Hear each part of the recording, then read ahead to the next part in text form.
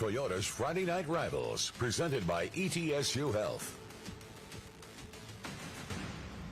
Welcome into Elizabethton High School. You are looking live from the Sky 5 drone, sponsored by Steve Huff Plumbing, Heating, and Air. Science Hill and Elizabethton about ready to kick off the 2024 high school football season. A beautiful night for high school football across Northeast Tennessee. We're getting ready here for the coin toss momentarily. Is a beautiful shot you see right there. Science Hill. There's our player we just featured, Baylor Necessary, number 6 for the Toppers. You're going to see him at linebacker and Summit running back as well.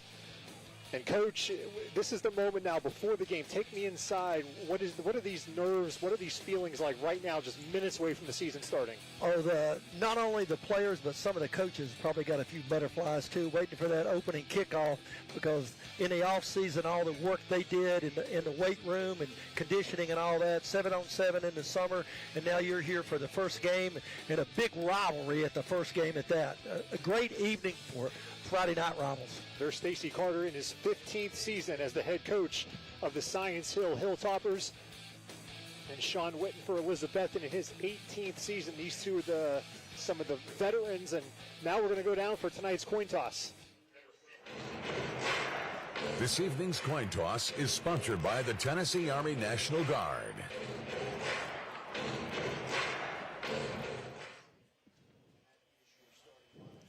Science Hill, the visiting team, gets to call the coin toss. Looks like Science Hill has won the toss, and they are deferring to the second half, so the Elizabethton Cyclones will receive the opening kickoff of this game. Now that you know first game of the season, how long in advance do you know your first game of the season? We decided it in preseason. Coming into this game, what we think they'll be lined up on defense to the formation that we've had, looking at film from last year.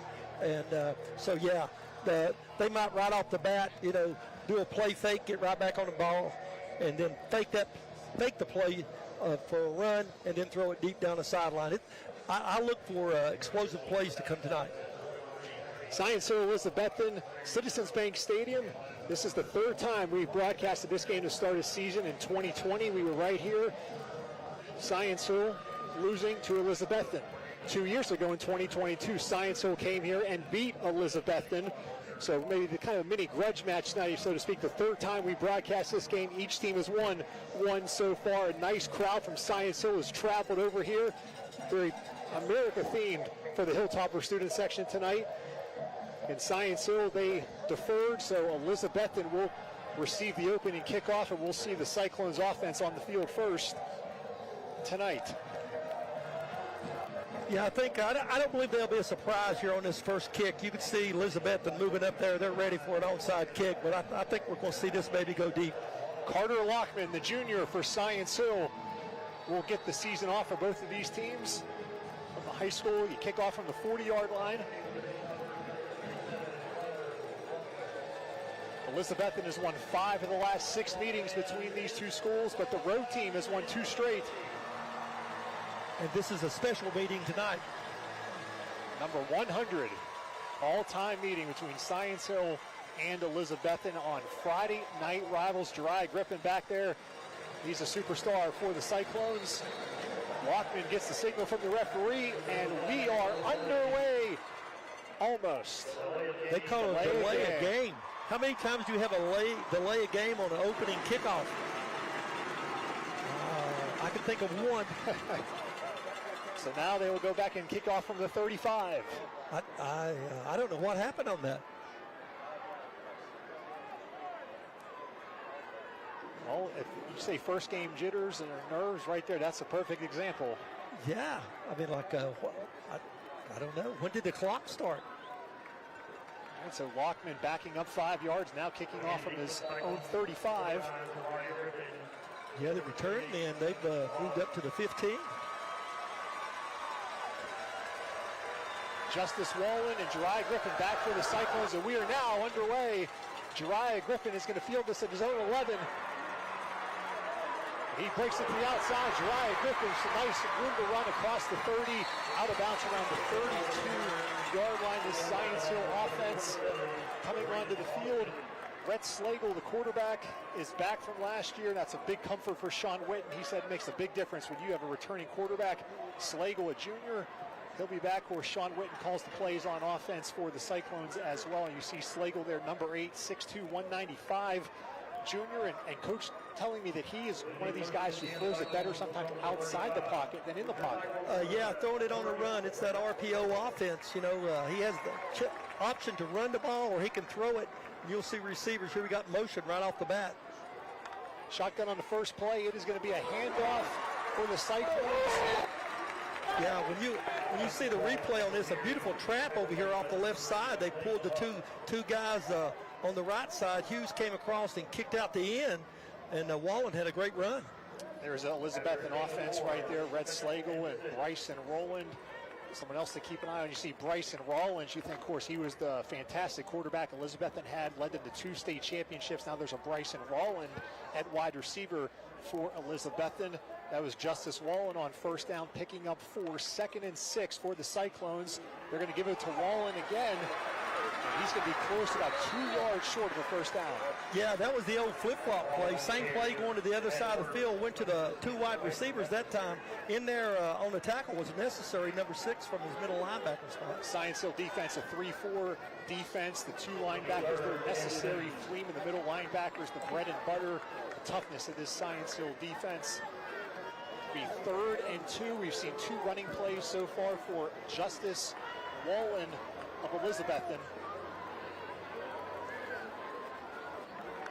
Shotgun again. It's going to be another handoff on 3rd and 2 with the Science Hill defense is going to have about a yard short. Looks like they're going to give him 1, so now already a big decision for Sean Witten on 4th and 1. 4th and 1 on your side of the field, quarter. You know, he might go for this, but no, I think he's going to punt it. He's telling them 4th down. We got 2 guys on the field. The offense is staying on the field. We'll see if they actually snap it or not, but the offense on the field, 4th and 1. First big decision for Sean Witten, the offense staying on the field. They've changed the formation there at trips this time. We'll see if they try and actually snap it or they're trying to draw them off sides here. Play clock's down to 5. I don't. Oh, Coach is going to call out timeout here to think it over. So we'll take a quick timeout as well. You're watching Toyota's Friday Night Rivals.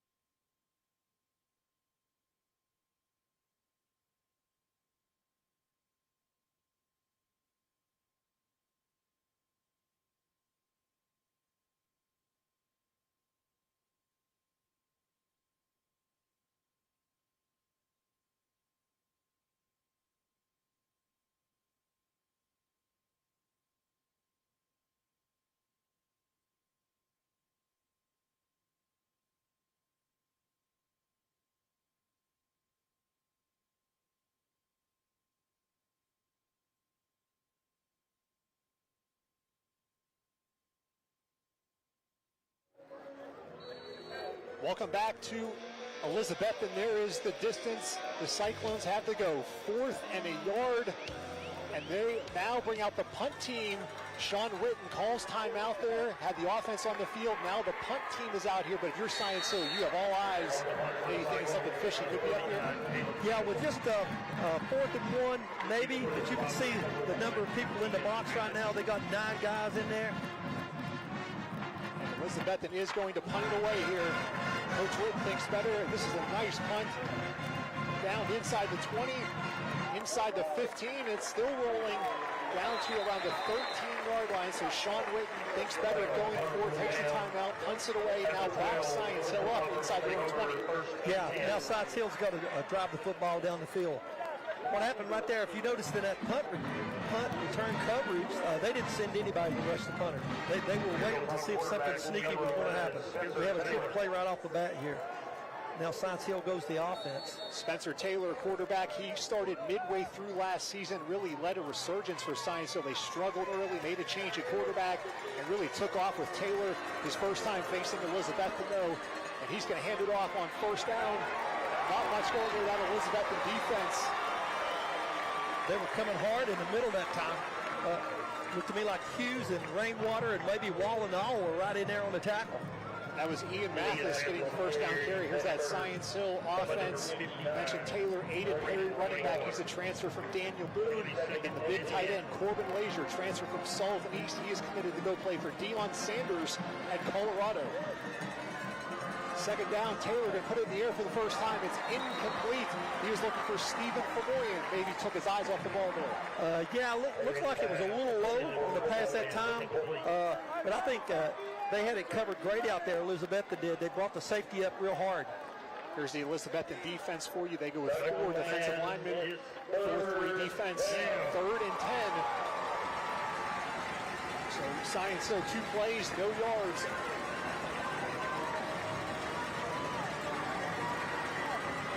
Taylor, a little swing pass, and that's going to go nowhere.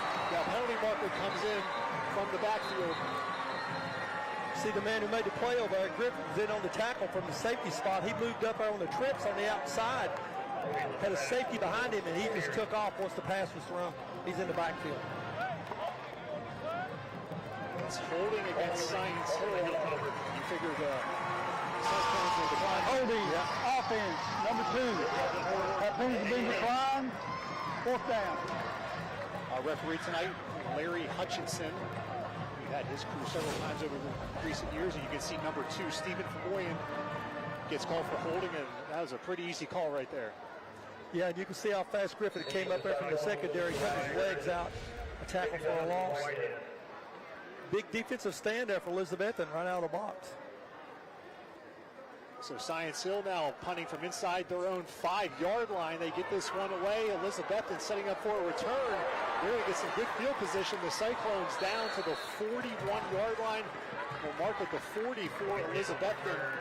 So Elizabethton, that was Justin Whitehead on the return, a 10-yard return. Prime field position now for the Cyclones, set up at the Science Hill 40-yard line. So that decision by Coach Witt, the punt pays off. Yeah, punt, put them back there, and then the defense. They had 8 guys coming up there, pressure in the box. And so, yeah, 3 plays and out for Science Hill. Now the Cyclones have the ball back.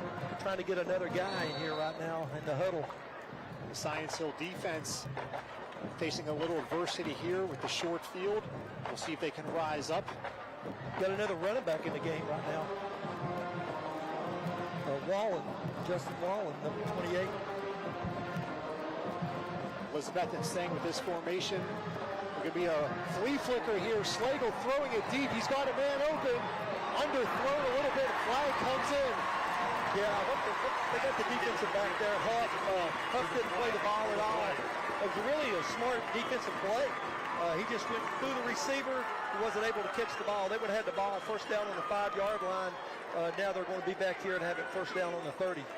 So as a defensive player, you don't like to have pass interference, but hey, that was a great play.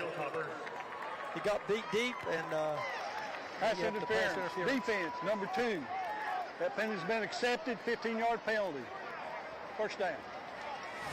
At the high school level, just a 15-yard penalty. Unlike the NFL, that would have been put down at the 5-yard line. Yeah, moved it down to the 25. Yeah, that would have been a spot foul in the NFL. But you're right, Griffin did a really good job, as you mentioned, coming back to the football and fighting for it, making the official throw the flag. Going through the defensive man, because the defensive man had his back turned to the receiver. So that's the first Howell's first down of the game for either team, and it comes courtesy of a pass interference. So now Elizabethton at the 25-yard line. Slagle staying in the shotgun. And Wallen's back in. Now we have another flag, and the Cyclones look like they're going to give up 5 yards. Yeah, a little movement there. Penalty, first down. I think they were trying to go on 2 there and draw Science Hill off sides, but somebody moved there in the line that kind time. of what you expect first game, already 4 penalties. Yeah. Kind of what you expect first game. Yeah, coaches are going crazy over those penalties. You practiced. We don't need those. We don't want to beat ourselves. The Sky 5 drone powered by Steve Huff Plumbing, Heating, and Air. Thank you to our drone pilots, Keith Roberts, Jason Hutchinson. Once again, we're giving you the best vision you can get of a game from high above the stadium all season long. 1st and 15 for the Cyclones. A bobbled snap by Slagle. He picks it up, and he's in trouble. And that's going to go down as a sack. Science Hill, Elijah Belnavis, and also Braden Austin. And now that 15 yards, they just gave it all back. Yeah, what happened that time, they were playing man coverage on the 2 wideouts. They had 9 guys in the box, and they were coming from the outside. Over there on the defensive side, Austin, number 27, he came hard from the outside linebacker spot. That did not appear to be a bad snap at all right there to Slagle. Yeah, look, I don't know exactly what happened there. Something went wrong in the backfield.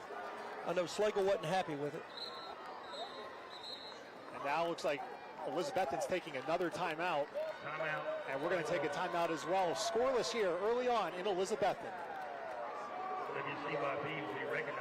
I think the personnel lined up on that time.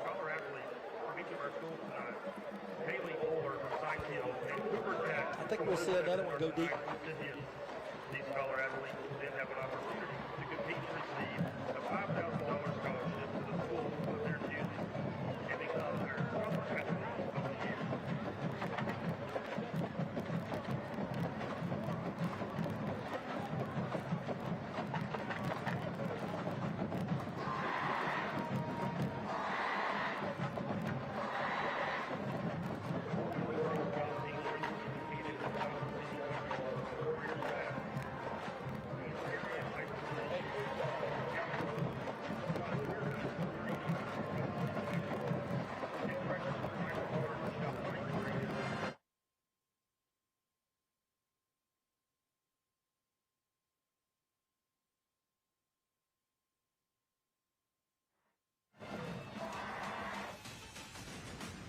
You're watching Toyota's Friday Night Rivals, presented by ETSU Health. Welcome back to Elizabethton High School, Citizens Bank Stadium. The Cyclones have already called 2 timeouts here in the first quarter, both on offense. They're facing a 2nd and 25 from the Science Hill 40-yard line. They went down to the 25-yard line and a false start and a bobbled snap leading to a sack. Lost 15 yards in 2 plays, 2nd and 25. 7:41 left in the first quarter. Slagle in the shotgun, 3 receivers for the Cyclones, and he's rolling out to the right, has time to throw. That one is incomplete. Good coverage on the play by Stephen Famoyan. Justin Whitehead was the intended target.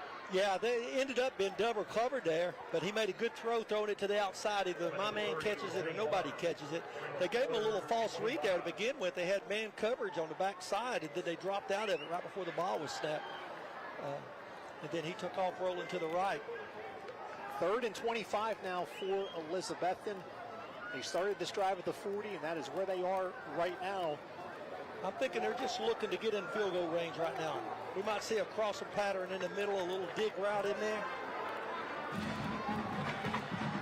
And with the speed they have on the outside, they might be throwing it deep. And they're going to run it out here, maybe try and get some of those yards. As you mentioned, Coach, that's Jay Bird Wallen down to the 31-yard line. So now certainly the potential for a field goal comes into play.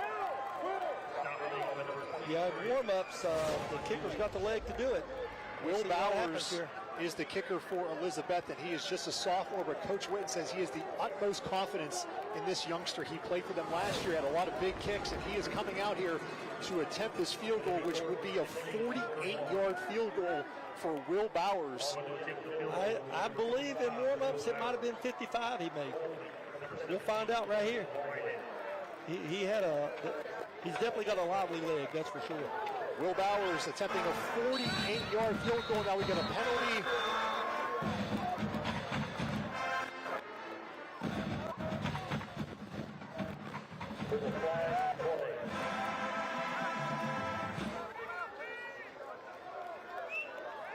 Said something about his mouthpiece. Number 17 didn't have his mouthpiece in. Illegal equipment. 5-yard penalty from the previous spot. Still 4th down. You heard the explanation there. Very good job by Larry Hutchinson. Have to have that mouthpiece in there. 5-yard penalty. So now Are they going to try and kick it from 53? Or it looks like they may now put the offense back on the field. Yeah, they're pointing first I believe.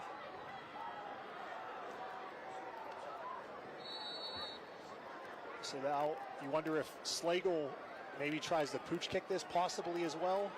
Could be. They're trying to get lined up here. They still got plenty of time. 15 seconds on the clock. He definitely is further back. You called it. Yeah. This one's going to be inside the 5, down to the 1-yard line. Great job by Red Slagle and the Elizabethton special teams, coming up clutch time now for our scholar athletes.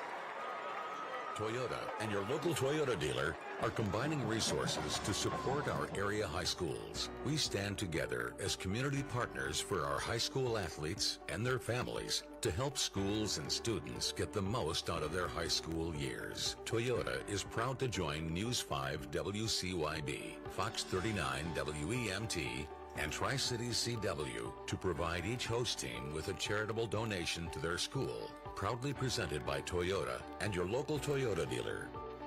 Tonight's donation goes to the Elizabethton Cyclones. Thank you to Elizabethton for once again hosting us here on Friday Night Rivals. To Dr. Benton, the principal, Ryan Presnell, the new athletic director. Appreciate the hospitality once again. And Baylor Necessary in the Wildcat format, and he breaks through, and Baylor Necessary has some running room. Baylor Necessary is going to go 99 yards for the touchdown. Are you kidding me? Unbelievable. What a swing of momentum. You know, last year, Casey, they used him in a backfield a few plays. I mean, less than 30 all year. He averaged 6.7 yards a carry. Wildcat right then, ran it off the right side. Excellent blocking. You can see it right here. Just trying to get a couple yards, get off the 1-yard line. He says, the heck with that. How about 99? Yeah, all the backs were lined up in the end zone. Broken tackles by Baylor Necessary, 99 yards. And it's going to be hard to beat that one for a play of the game. Well, I'm going to guess right now that ties a high school record at Science Hill, 99 yards. If not, he's got the longest. 99. Wow. Carter Lockman on to attempt the extra point. And it is good. Science Hill on top 7-0, and Baylor Necessary take a break. We'll be back on Friday Night Rivals.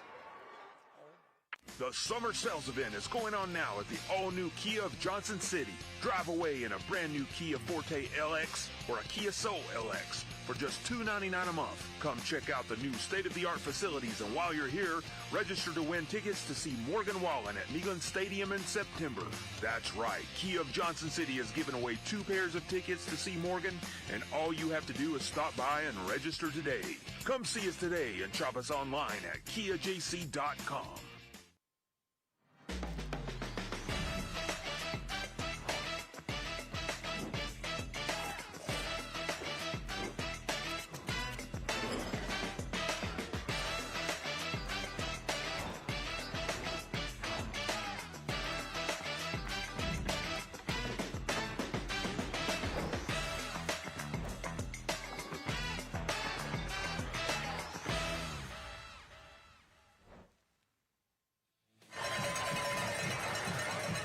The second and third look. Baylor Necessary breaking tackles, going 99 yards for the touchdown. And just like that, Elizabethton had a little momentum. They pinned him at the 1-yard line. Science Hill now has Uncle Mo on their side.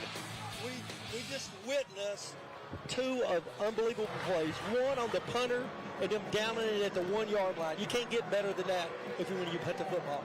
Then right around, Science Hill takes it 99 for a touchdown. Wow. Two big, exciting plays back to back. Baylor Necessary, the player we featured for Science Hill before the game. Mainly his defense is what he's known for. Again, he does run it some, but they don't want to do it too often because they need him on defense. Oh, yeah, they need him on defense. But he's one of those guys just like that. He carries the ball. He can make things happen. But I don't believe they had it drawn up to go 99 yards. But, hey, he'll take it. Coach Carter's got to be happy over there. 5:46 left in the first quarter. Elizabethton getting ready to get the ball for a third time here already. Carter Lockman, been a busy man so far in this first quarter. for Science Hill.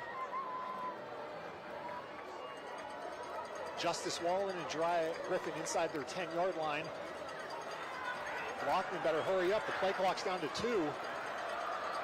And he just got that off. Griffin inside his 5. He did a nice returning his first one. Jeriah Griffin across the 30. With his speed right there, the same thing as last time. They had that wedge block, and you could see that hitting in the middle that time. A little hole opened up. He stayed in there. Of course, they had a little better coverage coming down on the outside that time. The contained man was out there waiting. Elizabethton offense been primarily on the ground. They did have that pass interference when they did the flea flicker. They might come back out and run that track play they started the game off with. Had real good success with it on the first run. Landry Buckles going to the backfield for Elizabethton. Have yet to call his name. He's a senior running back. First time in the backfield.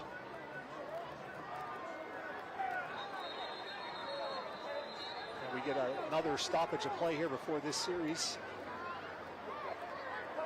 They're going to send off one of the Cyclone players. I don't know what happened there. The tight end came out and Woodby went in. I think that's number 26. And Riley Jones was the player that the officials sent off the field. Cyclones have been in the shotgun exclusively so far in offense, and Buckles, this carry, breaks through and falls forward for a nice game. Hey, that's a double trap play to the right side. First play they ran at the game, but they ran it opposite of the Twins again. Ran it opposite of the Twins. Twins were on the wide side that time. That's a play they've had some success with, getting 5-6 yards a pop. Pulling 2 linemen, blocking down on the back. Yeah. As a gain of 5, 2nd and 5 for the Cyclones. Slagle going to throw it here, looking left, fires at Griffith, what's the catch, gets the first down, and then gets down to avoid a hit. Yeah, you could see him. He went in there, just did a little curl in there. Once he caught the ball, he saw the linebacker coming from the inside. He stepped around him and then dove forward from taking another hit to get a first down for the Cyclones. This ball had some juice on it right there from Slagle. Hey, got there quick, didn't it? Got there quick. Under 5 minutes remaining in the first quarter. Science Hill on top of Elizabethton, 7-0 in the opening game of the 2024 high school football season for both. These two teams become tradition, the 100th time they're playing, but this is the 8th year in a row they have played to start the season. Slagle fakes it, throwing it deep, and he's got a man, but also a topper intercepts it. Zane Huff. They tried the quick throw fake and then deep, but Huff was not fooled. Yeah, that's a play they've run that for a few years now. They're taking that little bubble screen out here on the outside and then going a wheel route up the sideline. And Griffith did the wheel route, but the quarterback just overthrew him, and the DB sitting back there waiting where they was in a 2-deep coverage that time. Yeah, Zane Huff, acting like he was the intended target, makes that interception. Science Hill with the ball back, up 7-0. That was perfect defense. Just that the defense was made for that play. They didn't take the safety out at all. He didn't come up to help out on the screen. Ian Mathis in the backfield for Science Hill. Taylor's going to hand it to Mathis, and he is going to go nowhere. The Cyclone defense led there by 81, Riley Jones. Yeah, big play in there, coming hard from the inside, able to get him in the backfield. I think he lost a yard on that anyway. We have not seen Aiden Perry, the transfer from Daniel Boone, listed as the starting running back for Science Hill, but we have not seen him in the game yet. So far, it's been Ian Mathis, and of course, necessary out of the Wildcat with the long touchdown run. Spencer Taylor is going to throw it, just gets it away in time, throws it deep over the intended target of Carter Nelson. Yeah, he was running with it, but he had him beat by a step. There's a penalty marker down on the Elizabethton sideline at the 20-yard line. You see Ben Adams there playing with a big old cast on his right hand. Illegal formation, offense, 5 men in the backfield. That penalty's been declined. Take a look at Taylor, just barely got this one away before getting hit. Yeah, coming hard from the backside that time. That was the one-handed man right there with Adams with that big cast on his right hand, so they declined that illegal formation penalty. So 3rd and 12. Now look at that thing. 3rd and 12.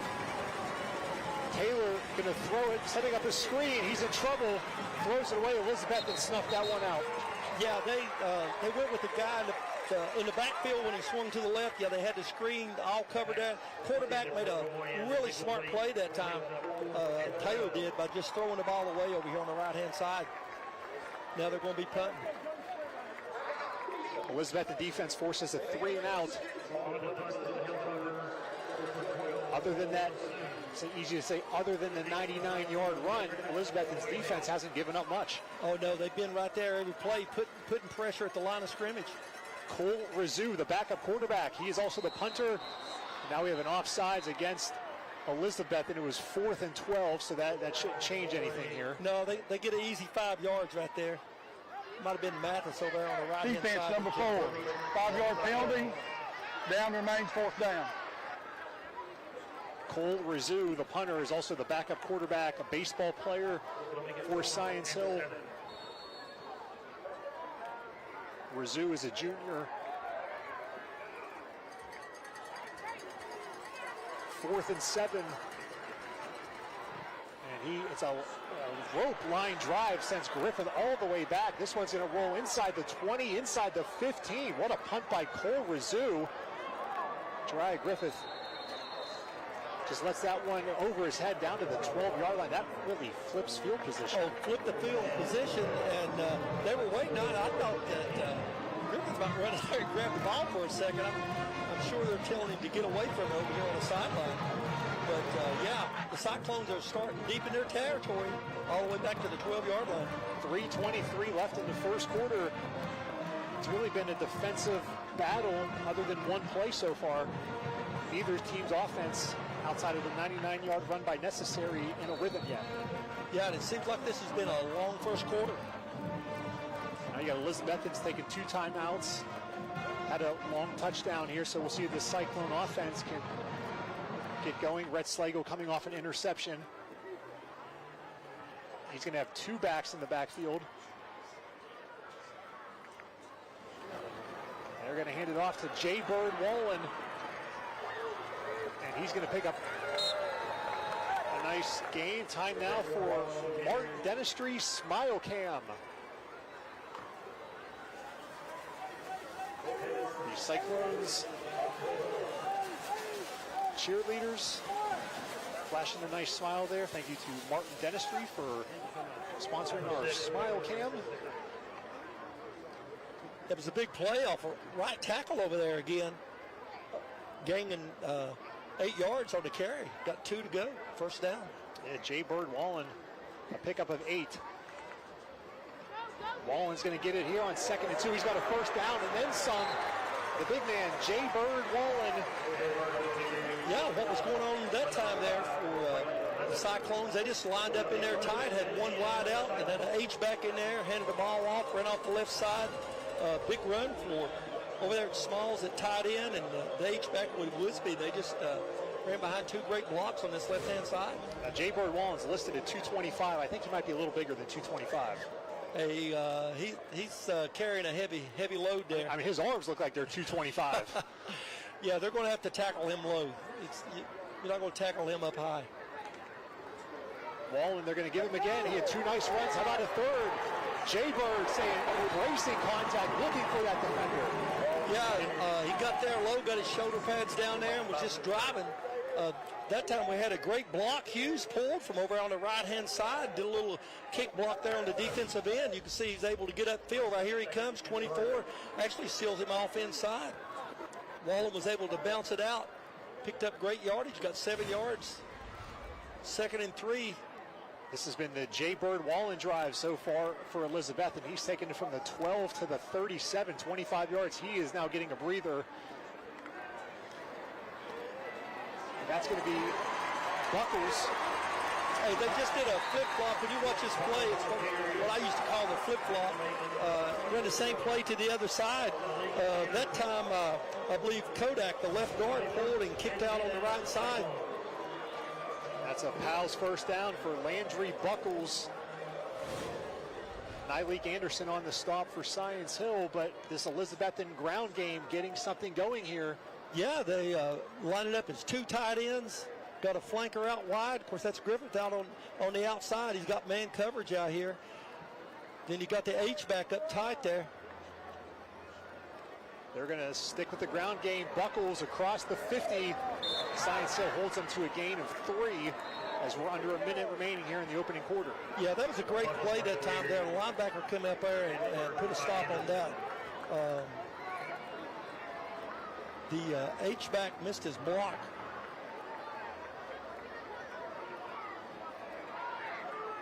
Buckles coming out of the game. If this is a running play, it'll likely be the last play of the first quarter. They do have to snap the ball. Play clock is at 10, game clock at 16.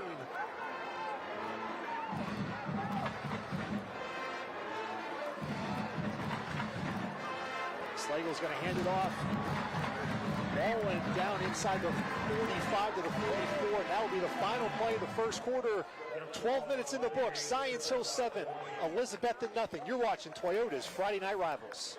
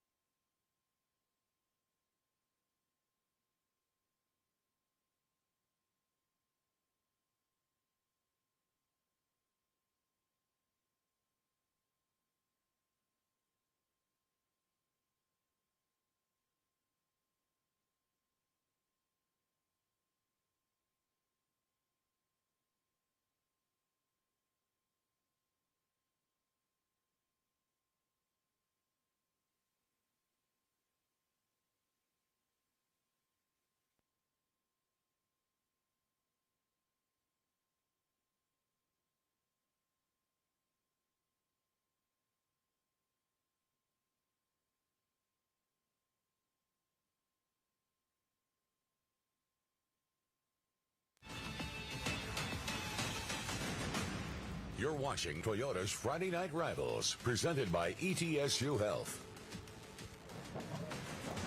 Welcome back to Citizens Bank Stadium on the campus of Elizabethton High School.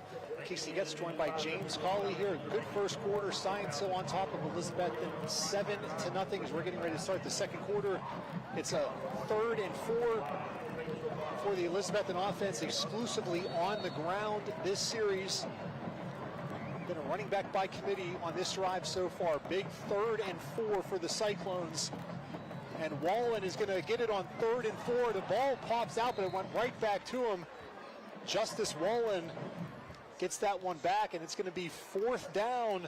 And now on this side of the 50, you figure Coach Witten goes for it here. Oh, yeah, he'll definitely go for this. This will be 4th and short. Probably, well, looks like about 1 yard line. 1 yard, I mean. A long one or a short 2, however you want to say it. Yeah. Got the play from the sideline. Already knew what they were going to do. Science Hill tried to sub, couldn't get the guy in. I'm going to say 4th and a long one for the Cyclones here. And Slagle's going to keep it himself. And it looks like it is going to be really close.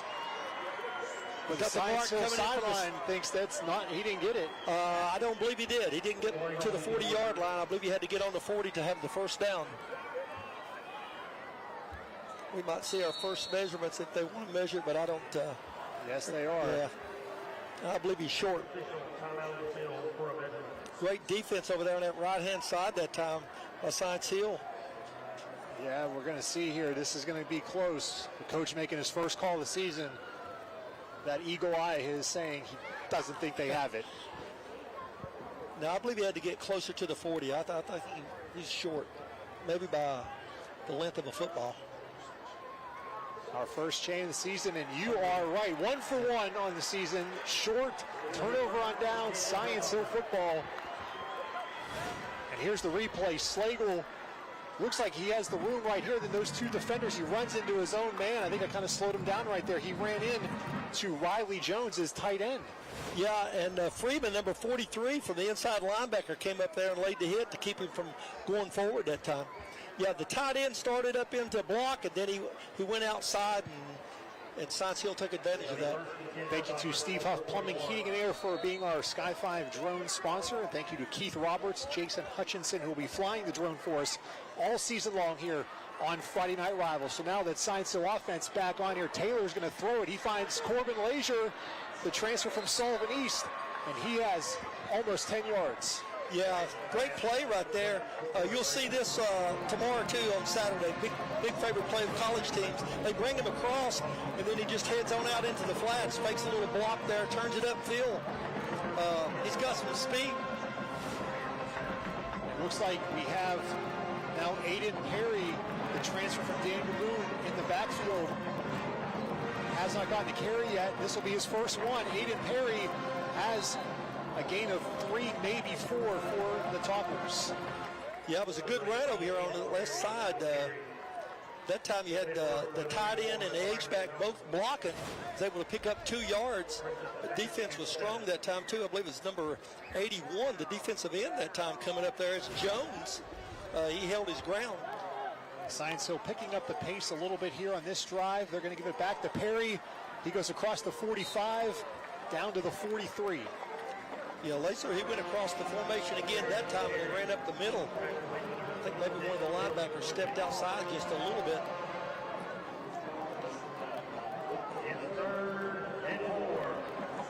Big play here for the Hilltoppers. Science Hill has to get down to the Elizabethton 39-yard line. The ball is just inside the 43. Perry standing behind Taylor. And they're going to throw it on third down at the Famoyan. And he breaks the tackle for the first down. Stephen Famoyan, a Powell's first down, a big play for Science Hill.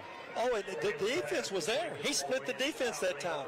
Famoyan was able to dive forward there to get that first down, and the pass got out fast. How about the arm strength, though, on Taylor? That's a long throw across the field. Hey, Taylor, that's what I was just getting ready to say. He zipped that ball out there. They snapped that on the left hash, and he threw that out to the right hash. Yeah, out to the numbers.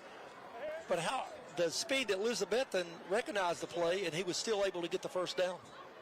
First down, Taylor going to throw it again. This time it's caught for another first down by Zane Huff, who has an interception already. Now a big catch. Huff coming up a little limping after making that catch. Yeah, and I think coming off the field right there is Griffin, number 9. Yeah, Jeriah Griffin coming off for Elizabethton, but a nice play action there. Huff goes up and gets it. And both of those guys coming off the field after that play. Science Hill again going a little quicker. Perry's going to take it inside the 15.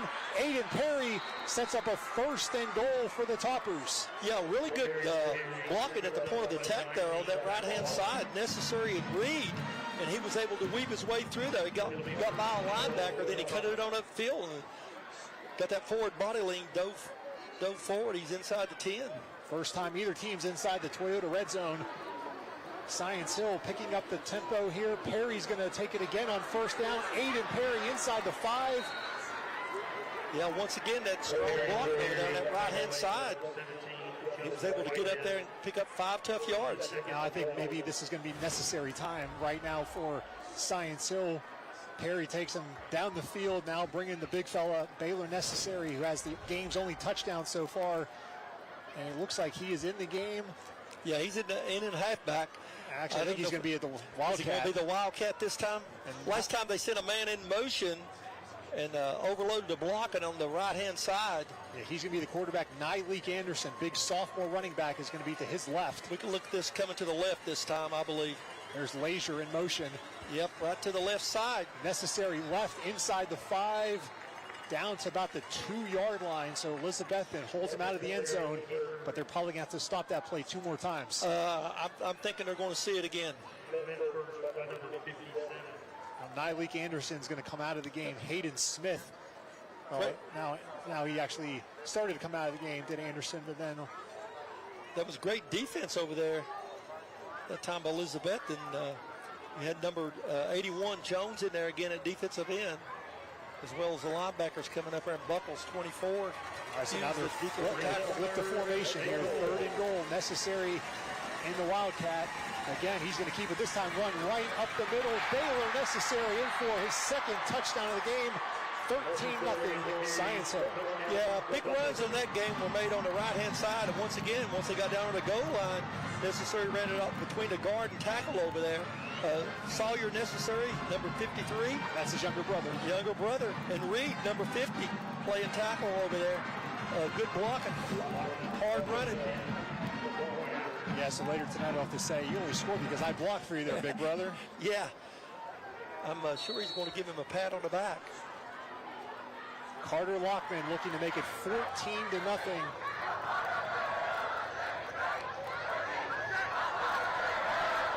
Extra point is up and good. Science Hill leads Elizabethton 14-0. You're watching Toyota's Friday Night Rivals.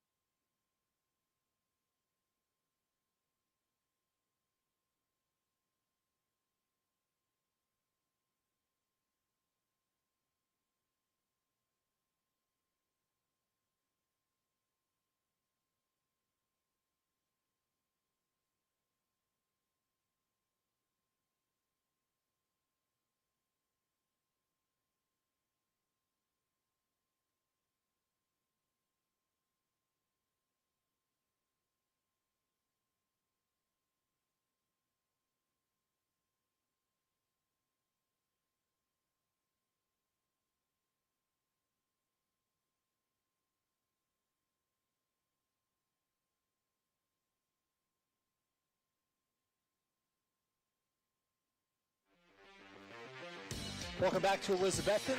14-0. Science Hill over the Cyclones. 7:18 remaining in the first half. Baylor Necessary, both touchdowns for Science Hill in this one so far. Yeah, that's pretty good when a guy scores 2 touchdowns for you in a little over a quarter, and he's not even your starting running back. I mean, that's he's your star on defense in the middle. I'd say Baylor Necessary having a pretty good start to his senior season, and probably how he dreamed it up, maybe even exceeding how his expectations were for game number 1, scoring 2 touchdowns, as you mentioned, in the first half of your first game of your senior season. So now Elizabethton's offense, they got going on that last drive. They moved the ball on the ground a little bit and then got bogged down. Yeah, they were just lining up in 2 tight ends and a H-back and running the ball. Lockman this time a little bit of a pooch kick, fielded at the 15 by Elizabethton. The Cyclones going to run this one out across the 30. Coming up, we're at the Chaparral Buick halftime show coming up in 7 minutes and 13 seconds. We did have a penalty flag on that Science Hill sidelines towards the end of that play. They're getting Science Hill for a personal foul here, I believe.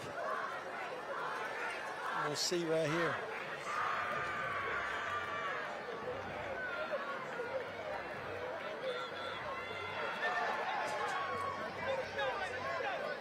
We got a button that's not working.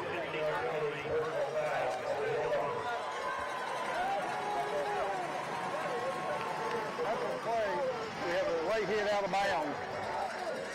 Defense, kicking team, first down. You called it, Coach, a personal foul. Late hit out of bounds is the call against Science Hill. They did not give a number, but Elizabethton will take it. Yeah, it's coming up there. I don't know about that. There was just one flag over there. There's 3 officials on that sideline, so I don't know. Maybe one guy got a little excited. It was a good return, good defense, and now Elizabethton's going to be happy with 15 extra yards here. Cyclones starting this drive at their own 48-yard line, by far their best field position. Slagle throwing on first down. It goes through the hands of Jeriah Griffin, luckily not intercepted. Yeah, they gave him plenty of room over here on the outside. They were restricting his speed, thinking he was going to go deep, and he just did a little sit-down route there, wide open.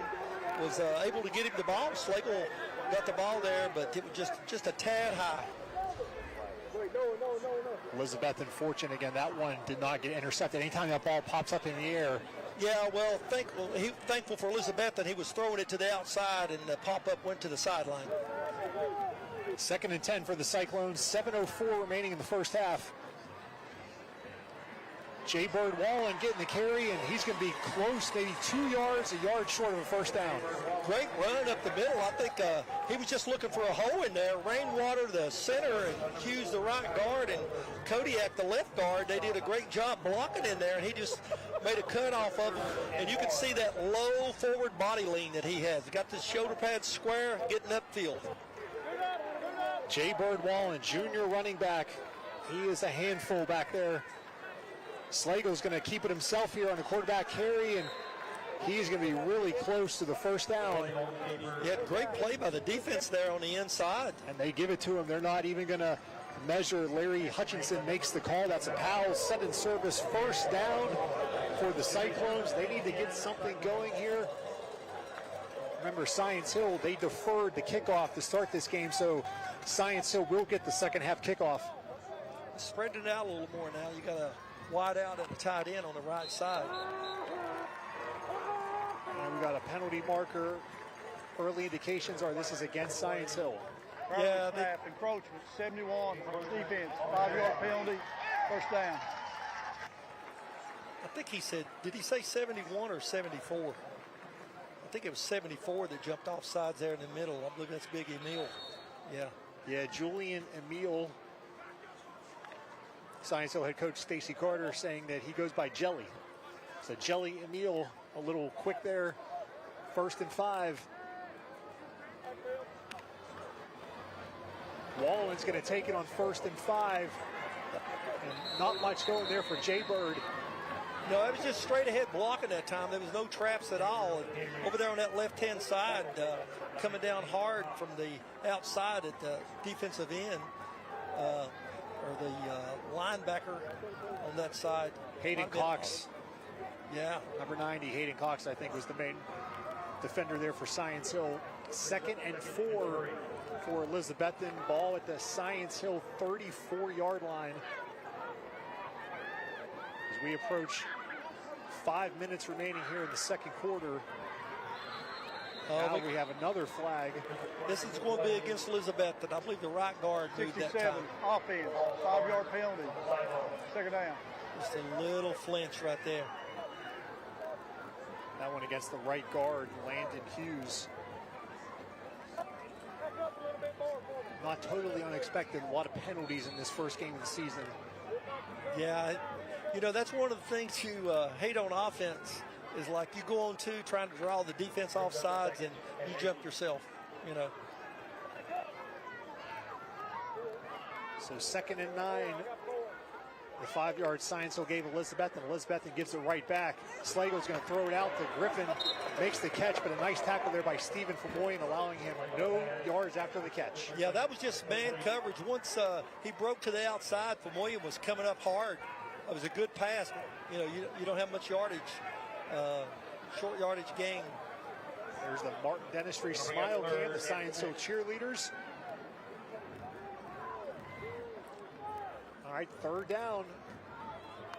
See if they go back to a running formation. Yeah, they're back into a running formation again. 3rd and 6 from the 37. So you look at this as you have 2 downs to pick up this 6 yards. Slagle going to throw it on 3rd and 6. That ball is incomplete. Yeah, that was a timing route over there on that left-hand side. Looked like a takeoff. Got the cornerback to turn a little bit, broke to the outside, and it was just beyond his reach there to grab a hold of it. I think Slagle made motion that his arm might have got hit by a defender there as he threw that ball. He was under some pressure. He made a motion back to the sidelines, kind of saying, I think that the defender might hit his arm. Let's take another look here at the end of it. So 4th and 6 at the 37-yard line. And Sean Witten's taking his final timeout of this first half. We will take one as well. You're watching Toyota's Friday Night Rivals. Just inside 4 minutes.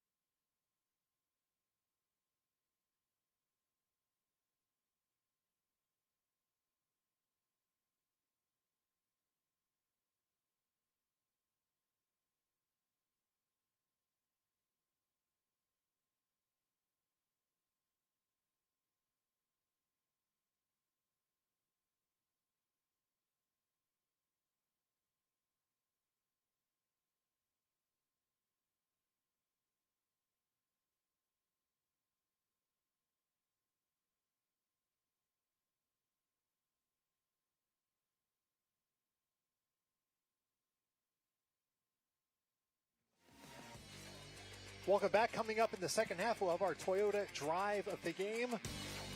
Our staff will pour over all the drives in this game and decide which one is the Toyota drive of the game. That'll be coming up in the second half. So Science Hill up 14-0. Elizabethton just called their final timeout of the first half. 4th and 6 at the Science Hill 37-yard line. Offense on the field. You're down 2 scores. Second quarter on the plus side of the field. You like this decision? Yeah, without a doubt. They need a first down here. They got to put points on the board here in the first half. And this is a good opportunity. They got to get this first down. Looks like they're sending a guy out of the backfield. Slagle going to throw it 4th and 6 back to the right. Wide open. Nice play call. That's Justice Wallen. That was a very, very nice play call by Sean Witten. Yeah, I think you see a drag underneath route right here in motion, and he steps out to the left side, so they're thinking he's rolling left again. You can see the guy contain what's going to let him out over there on that right-hand side. Then you have the throwback on the crossing route. Well-executed play. Justice Wallen with the big first down for the Cyclones. They're knocking on the door of the red zone. And if you're Elizabethton, you want to use as much clock as you can here in this final 3:52 of this first half, not give the ball back to Science Hill. Wallen's going to run it on first down, and he is taken down for a small gain. Tyler Holder on the tackle. Yeah, great play there coming up from the secondary, making that. Holder was just sitting there waiting on him. I got a flag there at the end of the play. Shoestring tackle. Must be against Science Hill. A couple players are talking to one of their guys. They're not too happy with what went on there. Oh. That's a personal foul against Science Hill. That's a biggie, 15 yards. Of course, they're inside the 30, so it's going to be half the distance of the goal, depending on where they threw the flag. Looks like he's going to go down to about the, 7-yard line, maybe 7.5. After the play was over, we had a personal foul against Science Hill, number 26. After this, to the goal, to the 13-yard line, first down. The Justice Wallen on the carry, then they call it on 26. I believe he got the wrong number there. I think it was 53. Yeah, I think you're right on it. I think it was necessary. Inside the Toyota red zone are the Cyclones. Science Hill's defense. Not a lot giving up there. Is that was sort of a slow developing play out of the backfield. I thought he was going to throw a halfback pass there for a second. Yeah, Justice Wallen with the slow developing play. He's coming out. 3 minutes, 8 seconds remaining in the second quarter. And you feel, even though it's the first half, you feel like Elizabethton has to come away with 6 points on this. Yeah, they need them bad. You can see this is a formation they've been using for a run. Buckles is the running back, and he's going to get it on second down. Buckles inside the 10.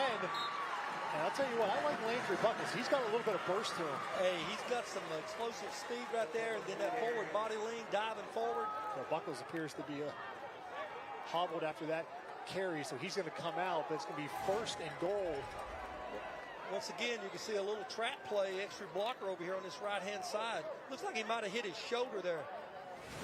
When he came down on the turf there, it looked like he might have hit his shoulder. And now Science Hill is going to take a timeout. And we're going to take a timeout as well. Elizabethton knocking on the door. You're watching Toyota's Friday Night Rivals. Toyota and your local Toyota dealer are combining resources to support our area high schools. We stand together as community partners for our high school athletes and their families to help schools and students get the most out of their high school years. Toyota is proud to join News 5 WCYB, Fox 39 WEMT, and Tri-Cities CW to provide each host team with a charitable donation to their school. Proudly presented by Toyota and your local Toyota dealer. Tonight's donation goes to the Elizabethton Cyclones.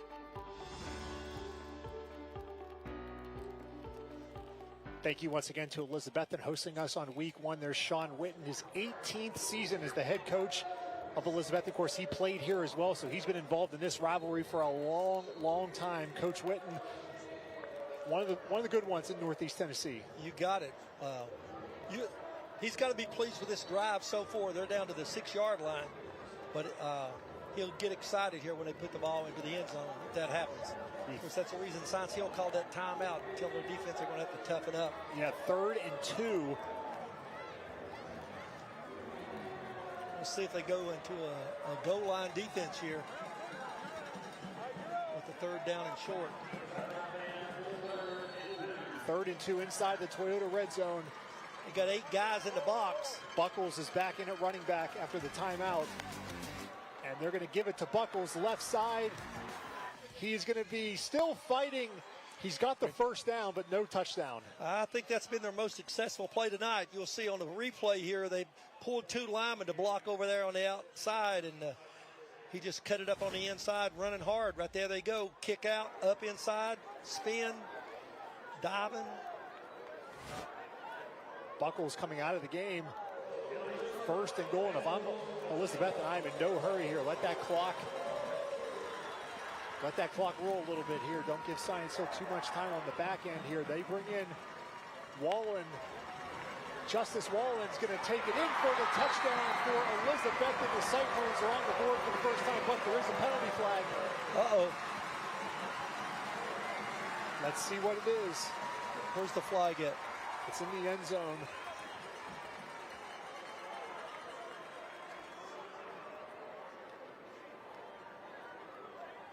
Referees are discussing.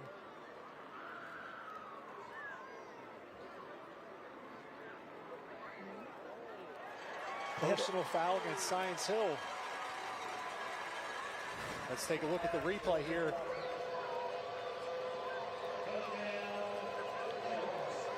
They're going to call it there against Braden Letcher. I don't think he led with his helmet there. He came in there with his shoulder and rolled over the back of him. Touchdown is good. After the play was over, we had targeting, personal foul, targeting on number 5 defense. That penalty enforced on the kickoff. We had great camera work on that. Might show that again here for the kickoff. So that'll be enforced on the kickoff. Bowers in to attempt the extra point.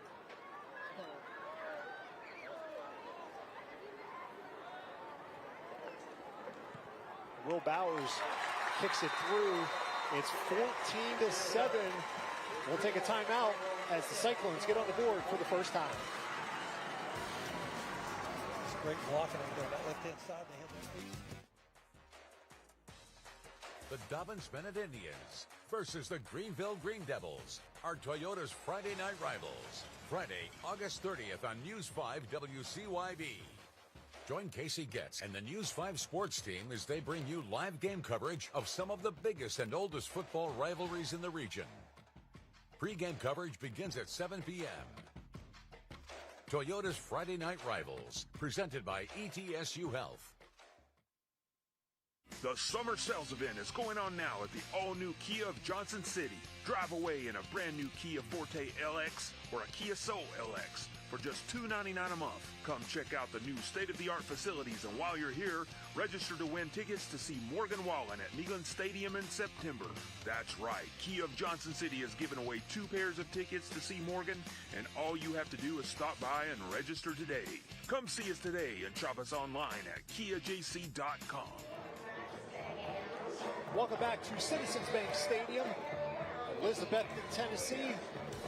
The Cyclones getting this crowd something to cheer about. They scored their first touchdown of the 2024 season with 1:55 remaining in the first half. The Sky 5 drone, powered by Steve Huff Plumbing, Heating, and Air. And after that personal foul for targeting penalty, Elizabethton's going to kick off from the Science Hill 45-yard line.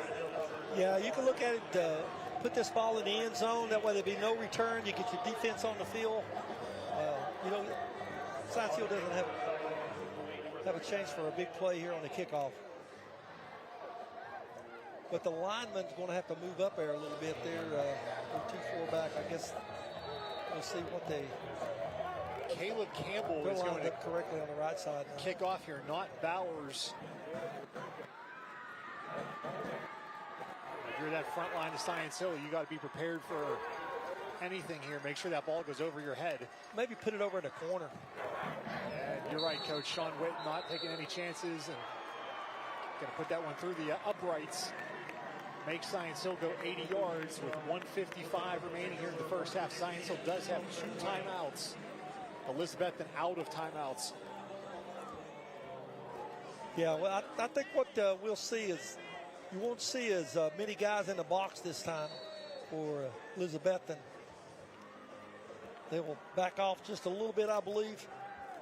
Your Science Hill, are you being conservative early to see if you get a first down before you open it up? Yeah, I think you'll see a play action pass here on second down probably.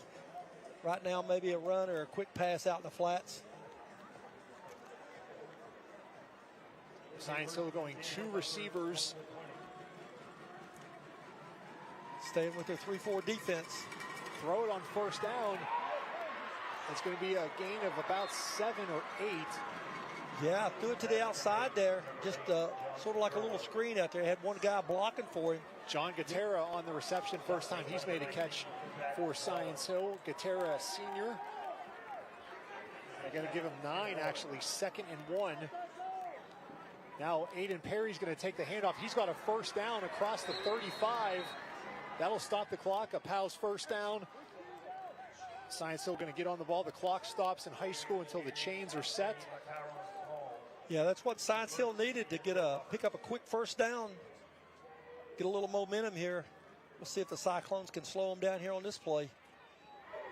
They're going to throw it. Taylor, it's dropped by Stephen Famoy, and he would have been out near midfield, and he's kicking himself for dropping that one. Hey, what he was looking at was that defensive back. He was going to put a move on that defensive back and head to that sideline over there on the right-hand side. He was open. Great little quick sling pass in there.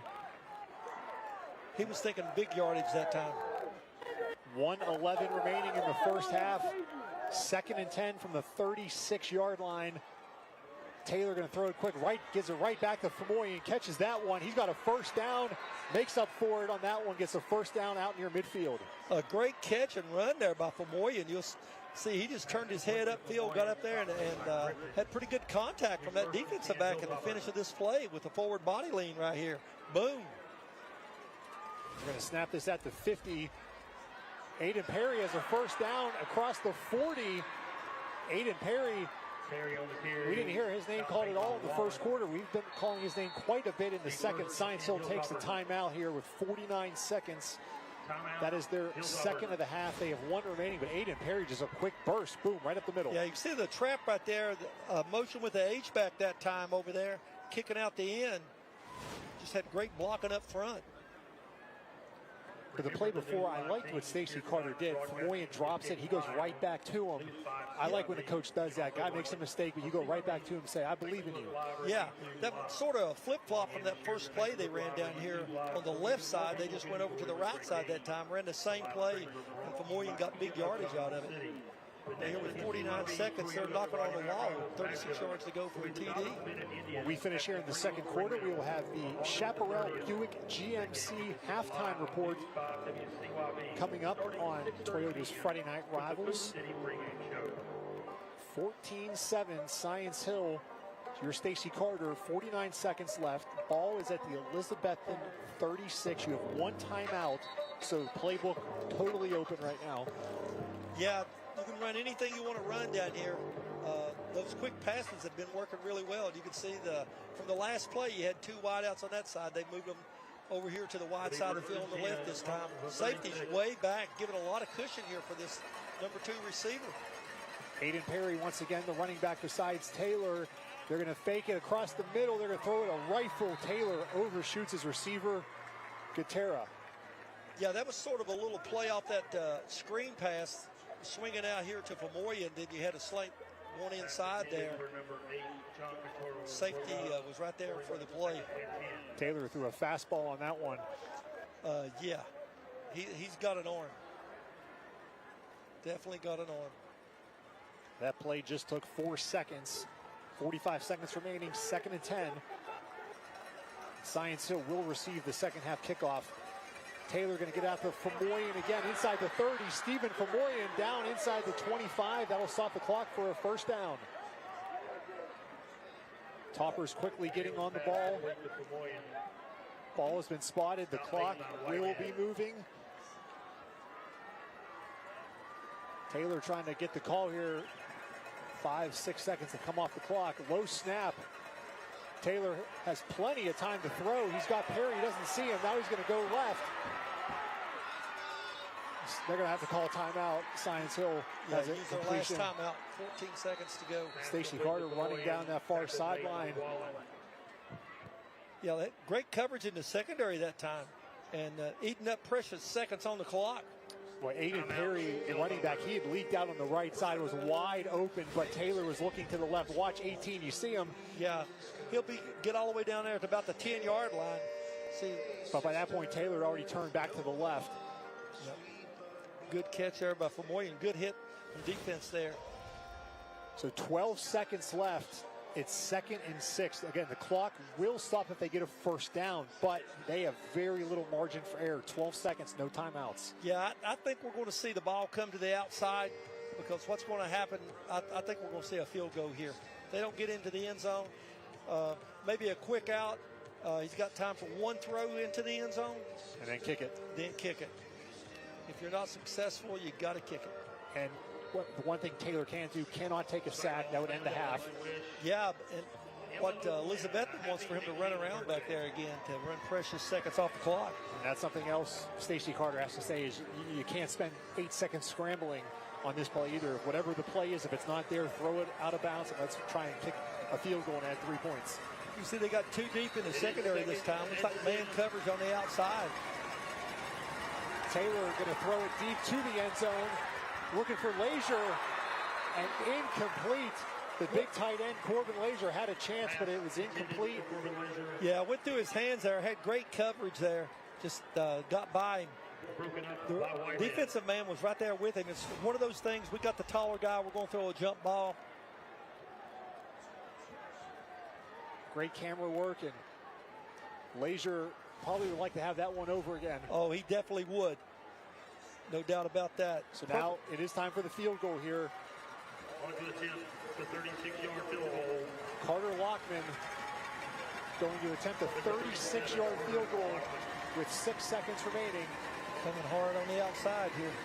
Lockman, a sophomore, flag before the snap.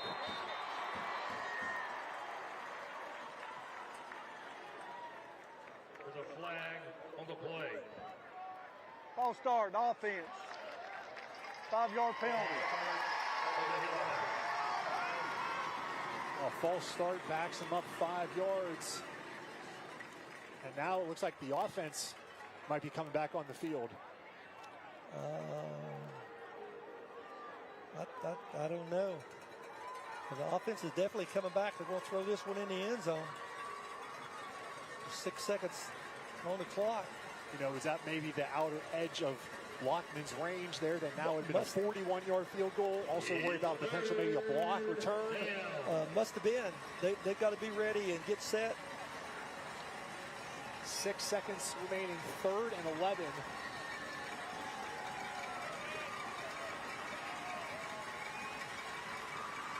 Last play of the half. Taylor's going to throw it up again for his big tight end, Leisure. And that is incomplete. Now there's 1 second. 1 second remaining. Oh, wow. Yeah, you see the safety come over to help out on that. So he ended up being double covered back there on that right-hand side. Excellent play by Wallen back there. Coming over his safety. The visitors catching a break on the road with the clock here. 1 second remaining. I'm sure the coaches might be hollering. What is going on here? They tried to get it to Leisure twice. Do they go back in the 3rd time, or does Taylor look somewhere else? For Moyen, maybe? He's got plenty of time to throw. Taylor's going to have to get rid of it here. He throws it out. The penalty flag is, that one is out of the back of the end zone. There was multiple penalty flags. Florida, another flag comes in after the play. So yeah, 2 separate penalties now. We got an unsportsmanlike coming up, I know, on Science Hill, but before that, we're probably unsportsmanlike on Elizabethton. So we're going to have offset and penalties. If that had only been on the defense, we'd have had another play here. Now, one of those flags seemed to come after the initial flag came in there. I think that the second one was against Science Hill.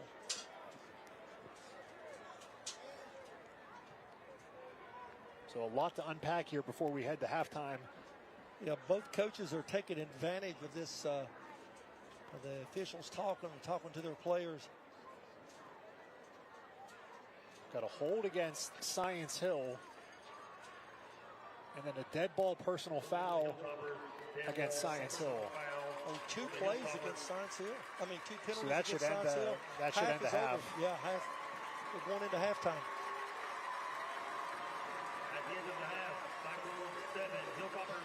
Stacey Carter looks like he might want an explanation. We still haven't gotten the official call yet. Yeah, he wants to know.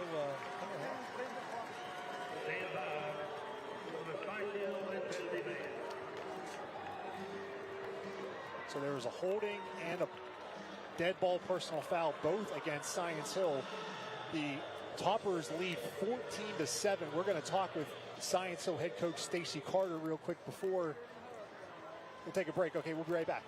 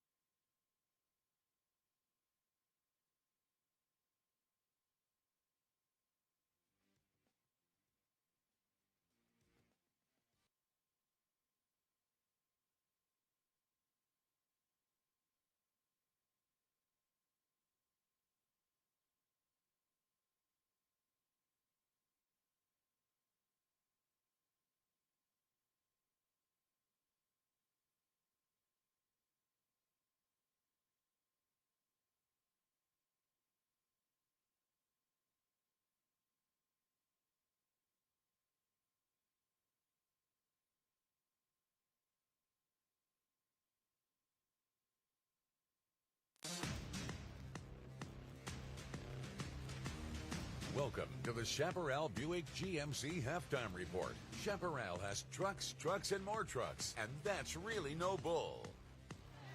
Science Hill on top of Elizabethton, 14-7 at halftime.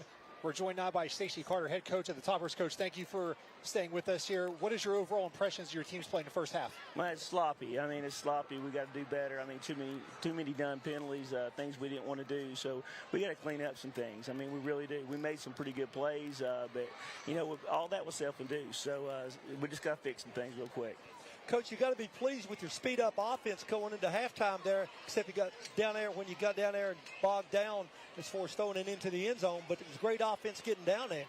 It is. They got down there good. We lost a few seconds on those timeouts. I was trying to get the timeouts called quicker, but we put ourselves in a bind. We put ourselves in a bind with these penalties. We just got to stop this. Coach, thank you for your time. Best of luck in the second half. Thank you, guys. All right, that's Stacey Carter, head coach of the Science Hill Hilltoppers. 14-7 the score. The Science Hill band's getting set up here at halftime. The Chaparral Buick GMC halftime show underway. Game number 1 of the season, not just for the football teams, but also for the bands as well. We're going to check out some first half highlights while the band is getting set up here. And of course, the biggest highlight of this game so far, the 99-yard touchdown run by Baylor Necessary. This really came out of nowhere, frankly. Yeah, he made a great hit on him at about the 10-yard line. He just broke the tackle and turned on the Jets down the sideline to put Science Hill on the scoreboard first. It was 7-0, and then Necessary would add another touchdown for Science Hill. He has both of their touchdowns. Elizabethton punched one in late in the half. Martin Dentistry Smile Cam. A lot of fans showing up for this one. A lot of happy faces to have high school football back. No matter which side you're on, Elizabethton or Science Hill, just great to have football back. And thanks to Martin Dentistry for sponsoring our Smile Cam this season on Toyota's Friday Night Rivals. A lot of reasons to smile with high school football back as the Science Hill band continues to get in place. Again, it's not just the first game for the teams, also the bands. They put in a lot of hard work as well for their performances throughout the season.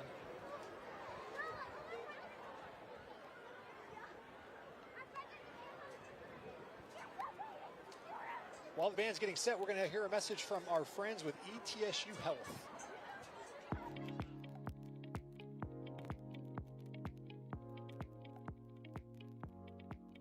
My name is Jeremy Powers. I'm a plastic surgeon in the Department of Surgery at ETSU, and I treat patients of all ages for various conditions, reconstructive surgery, cosmetic surgery. I also specialize in microsurgery and craniofacial surgery. Microsurgery involves the repair of usually blood vessels, arteries, and veins that are less than 3 millimeters. So we typically need to use the operating microscope to do that. There's also nerve repair. There's also lymphatic repair as an emerging area of microsurgery. So I treat really patients of all ages, and one thing I'm passionate about is pediatric plastic surgery, and so we always want to make sure that patients know that there's an offering in this area for kids who have various skin conditions or reconstructive needs after trauma or various things. We also treat adults for breast reconstruction, for facial reconstruction, and for all ranges of cosmetic surgery as well. If you come see us at ETSU Plastic Surgery, we're going to listen to your concerns. We're going to come up with a plan that is beneficial to you, and that we feel really will take you through a transformative process of reconstruction, and that's something that we're very excited about.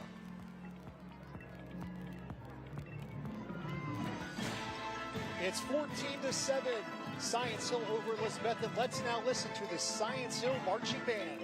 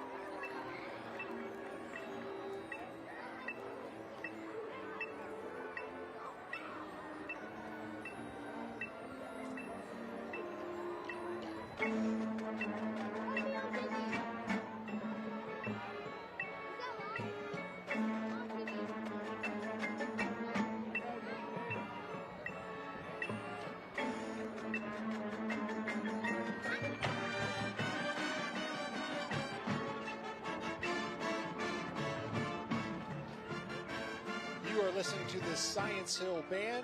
We'll be back on the Chaparral Buick GMC halftime show.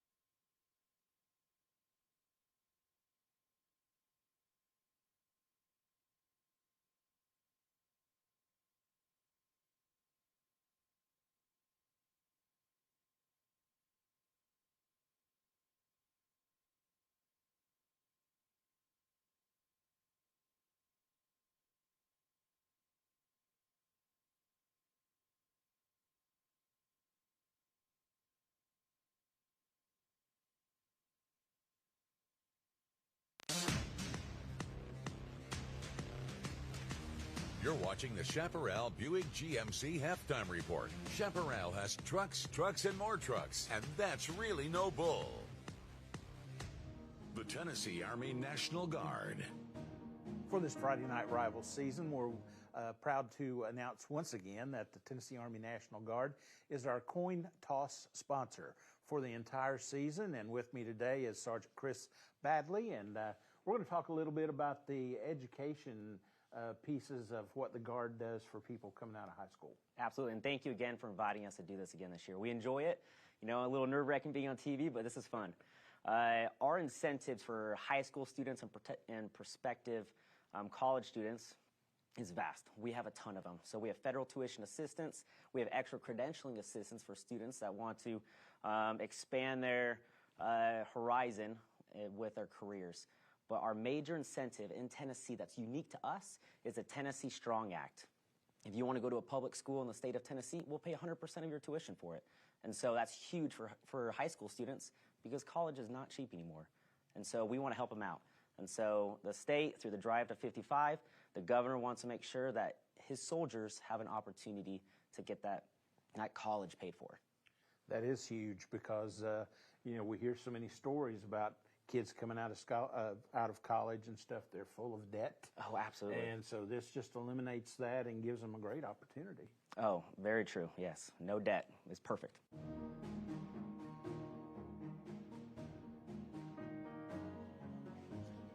Welcome back. The Elizabethton band getting in place as Science Hill's band has cleared the field. Elizabethton getting set. The Betsy band, we're going to, once they get set up and ready to go, we will catch up with them.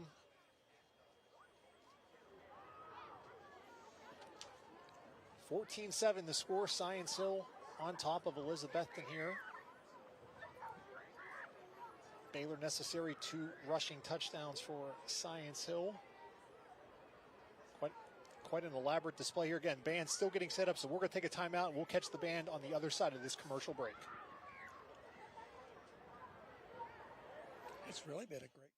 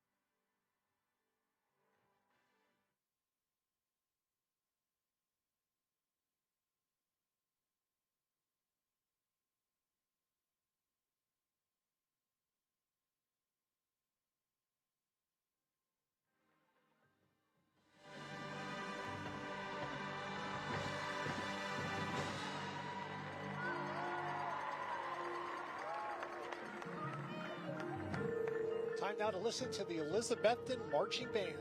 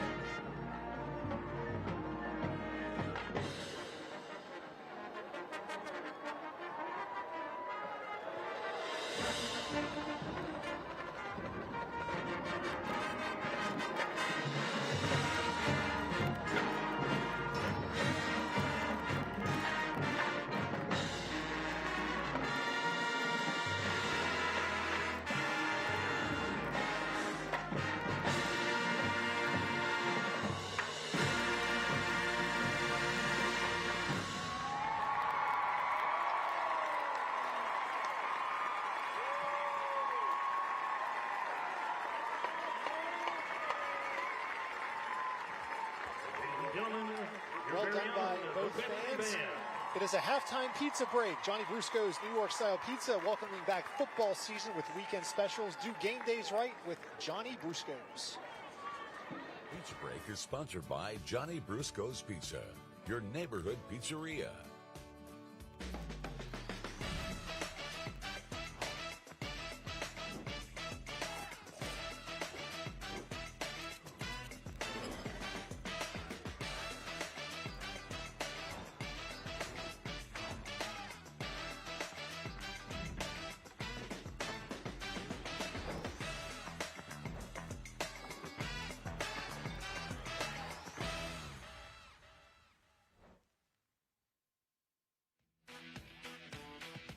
Time now for our first half highlights.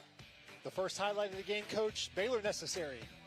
Baylor Necessary broke a tackle right there at the 10-yard line, turned on the Jets, and ended up 99 yards later into the end zone. TD for Science Hill. That was certainly the big jolt that Science Hill drew up to start their season. Then a defensive stop, 4th and 1. The Toppers defense led by Cole Fleeman with the stops. The Science Hill the ball back. They get Corbin Lazier involved. Spencer Taylor finds Zane Huff, and then Necessary back in the Wildcat, back in the end zone. That made it 14-0. Then Jay Bird Wallen got going for Elizabethton in that ground game. This was a big 4th down conversion to Justice Wallen that kept the drive alive. And then Elizabethton continued knocking on the door, and they punched it in with Justice Wallen. That's how we got the 14-7. We'll be back on Toyota's Friday Night Rivals.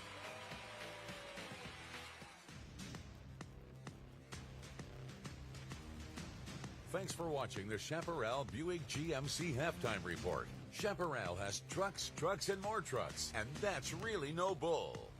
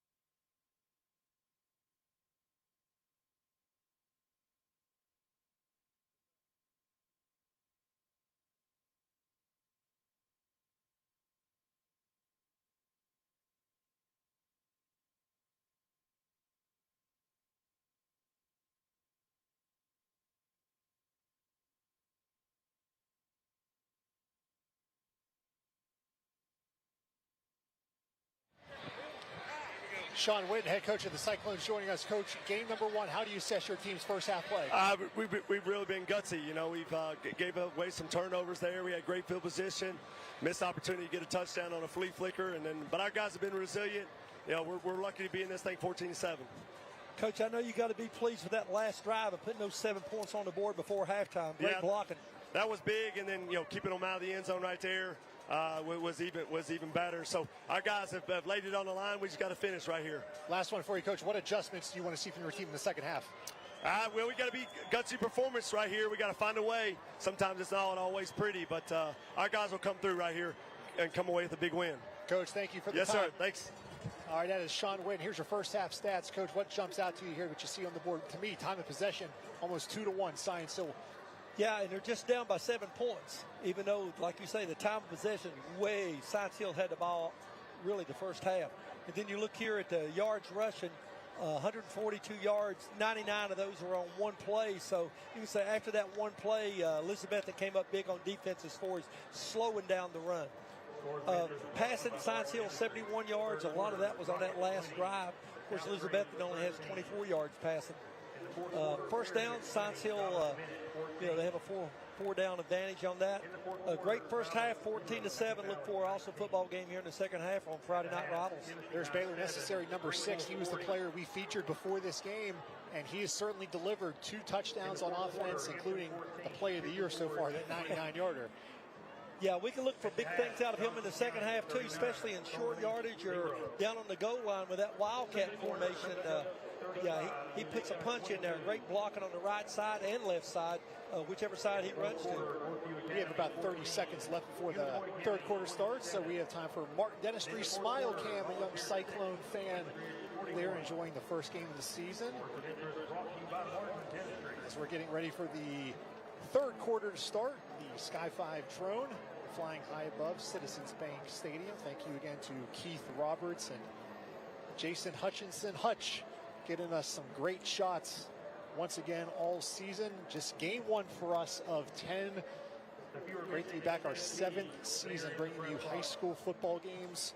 The Storm Shelter, I think that might be new for Elizabethton. It's been 2 years since we've done a game here, but I don't remember the Storm Shelter in the past. So student section, I like the name, creativity.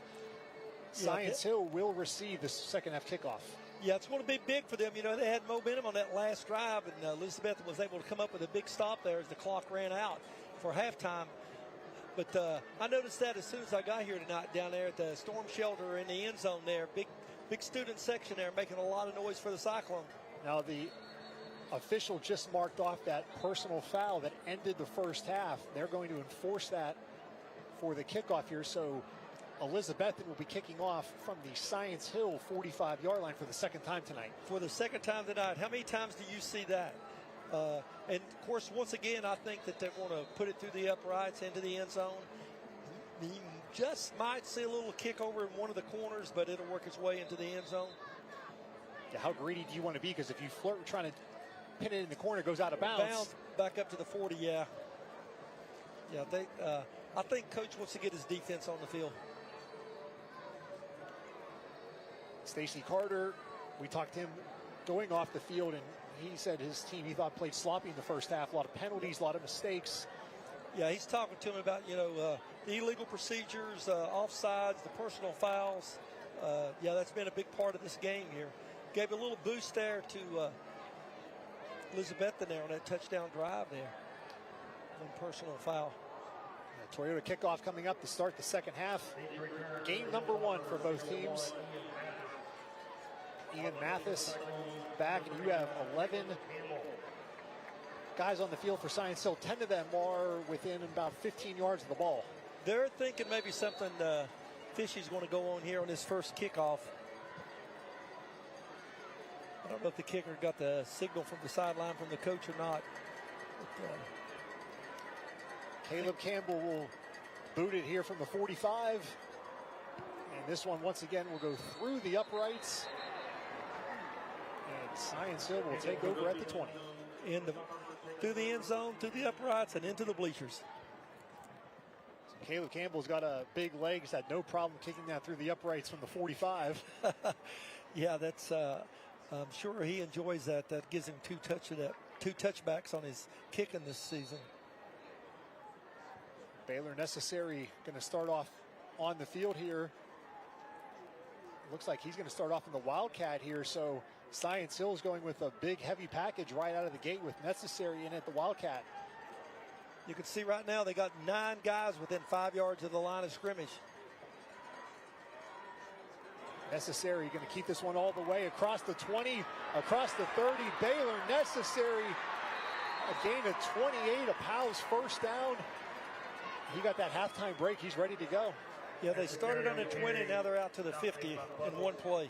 Great blocking over there on that right-hand side. You can see the replay here coming up through there, and he just hits the seam and turns on the Jets. They're going to mark it at the 50, so that's a gain of 30 for Baylor Necessary. He's pretty fast for a middle linebacker. I think we can look for him playing at the next level. He showed off that speed on that 99-yard run.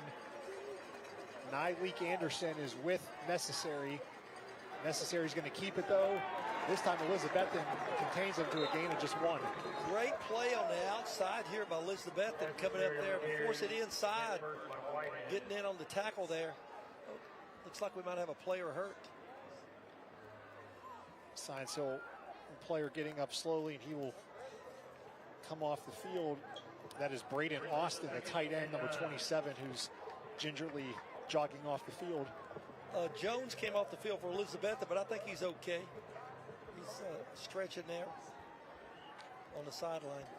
So Necessary staying in the game as the Wildcat quarterback here. He's going to keep it again. No, this time a little counter to Huff. Nice little play there. Zane Huff, first time we've seen that play. Yeah, first time we've had a misdirection play all night. You can see the lineman pulled a kick out over on the right-hand side. Pretty good blocking of the wide out. He's able to turn it up the field and pick up 9 yards, I believe it is. Positive yardage. So that certainly now gives Elizabethton something else to think about. Yeah, making Wall in there in the secondary, number 19, had to make the tackle on that. A 3rd and 2 play now. 10 guys inside of 5, one backs up. Necessary is going to keep it, and he is close to a first down. I think he has. He stuck that ball out there, and a flag comes in. Oh, another flag. I thought we'd seen enough of those in the first half. Necessary stuck that ball out like he was reaching for the end zone there. Yeah. See where they mark it. We got another player down on the field, too. That's Julian Emile. I can't see the football over there on that side. Personal foul against Elizabethton is the call. After the play was over, we have a late hit. Elizabethton, number 9. Oh, wow. 15-yard penalty, first down. That's one of the things they were talking about. Don't need those big mistakes, and that's a big one for Elizabethton. Of course, Coach Carter over there, he was talking about it as well. Julian Emile still down on the field, getting attended to by Randy Hodge. We'll take a timeout while they attend to Julian Emile.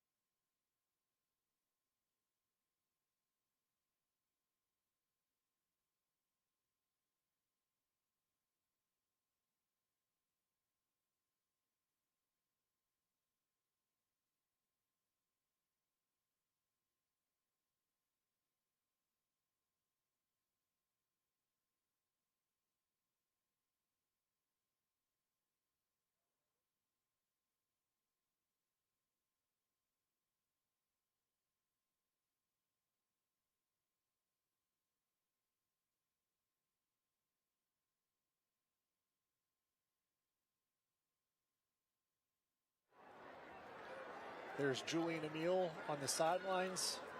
Hopefully just a cramp. Yeah, I think it was, by the way. He was sitting on the ground there. He's keeping that leg stretched out there. Could have been a cramp in that calf muscle.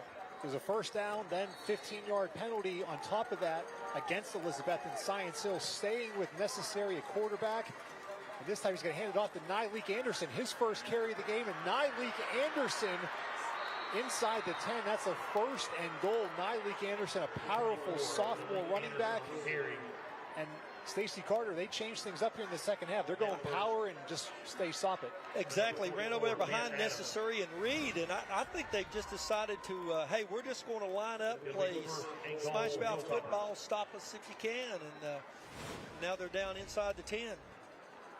Inside the Toyota red zone, first and goal. Aiden Perry now in the game with Necessary.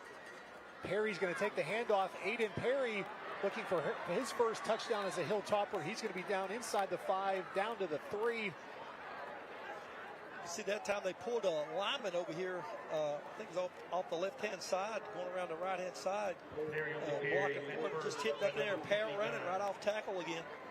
It's the time for a hat trick now. Baylor Necessary looking for his 3rd touchdown at the 3. Does he keep it here? No, he hands it off to Nyleek Anderson. Anderson is close. And they say touchdown, Nyleek Anderson. A Toyota touchdown for the sophomore running back, makes it 20-7.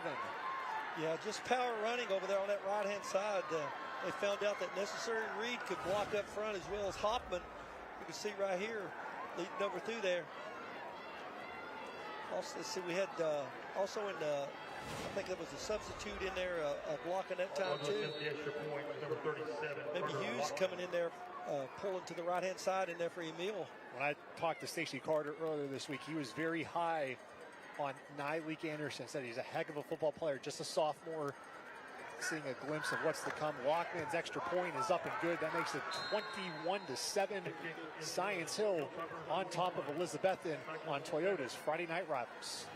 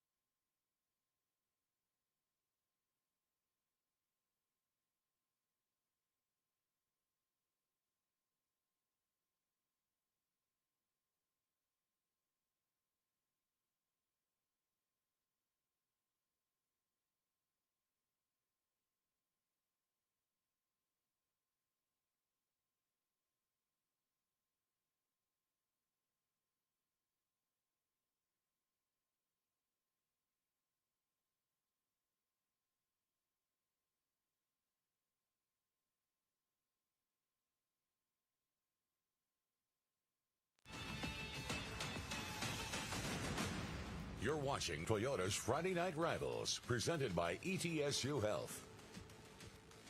21-7, Science Hill leading Elizabethton. We played just about 3 minutes here in the 3rd quarter. Science Hill turning to a power run game there with Baylor Necessary.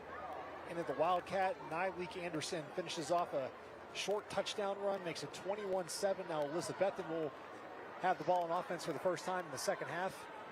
Jariah Griffin with the return across the 20, and he's going to go down shy of the 26-yard line. Coming up in the 4th quarter, we'll have our Toyota drive of the game. That'll be coming up in the 4th quarter. First game of the season for both teams, and as always, has been the case for the last 8 years, these two teams opening up the season against one another. The Storm Shelter will be busy this year. Elizabethton, 6 home games, and they all come in the first 7 weeks of the season. Oh, wow. So the home team fans are going to be excited to see that many games, one right after another, back to back. Of course, last year, Elizabethton only had 3 regular season home games, so they have 6 this year. Cyclone fans much happier about that. Slagle, Rhett Slagle, going to throw it on first down. He finds Jariah Griffith across the 30, and he's going to go down across the 35, about a yard short of a first down. Yeah, he just caught the pass. You can see they've given him plenty of cushion there. Great throw by Slagle out there in the flats, and he just turned it up, lowered his shoulder, got all he could get. Brings up 2nd and 1. 2nd and 1 for the Cyclones. Jaybird Wallen in the backfield. Jaybird's going to get the carry, and he's going to get stuffed. That's Science Hill defensive front. Yeah, had great penetration that time up front by about 4 guys there. Coming up hard, nowhere to go. Jaybird got stopped. It's going to be 3rd and short again. Number 90, Hayden Cox. I think he lost to maybe about a half a yard. Brings up 3rd and 1. That play, so now we went from a 3rd and short one to 3rd and a long one.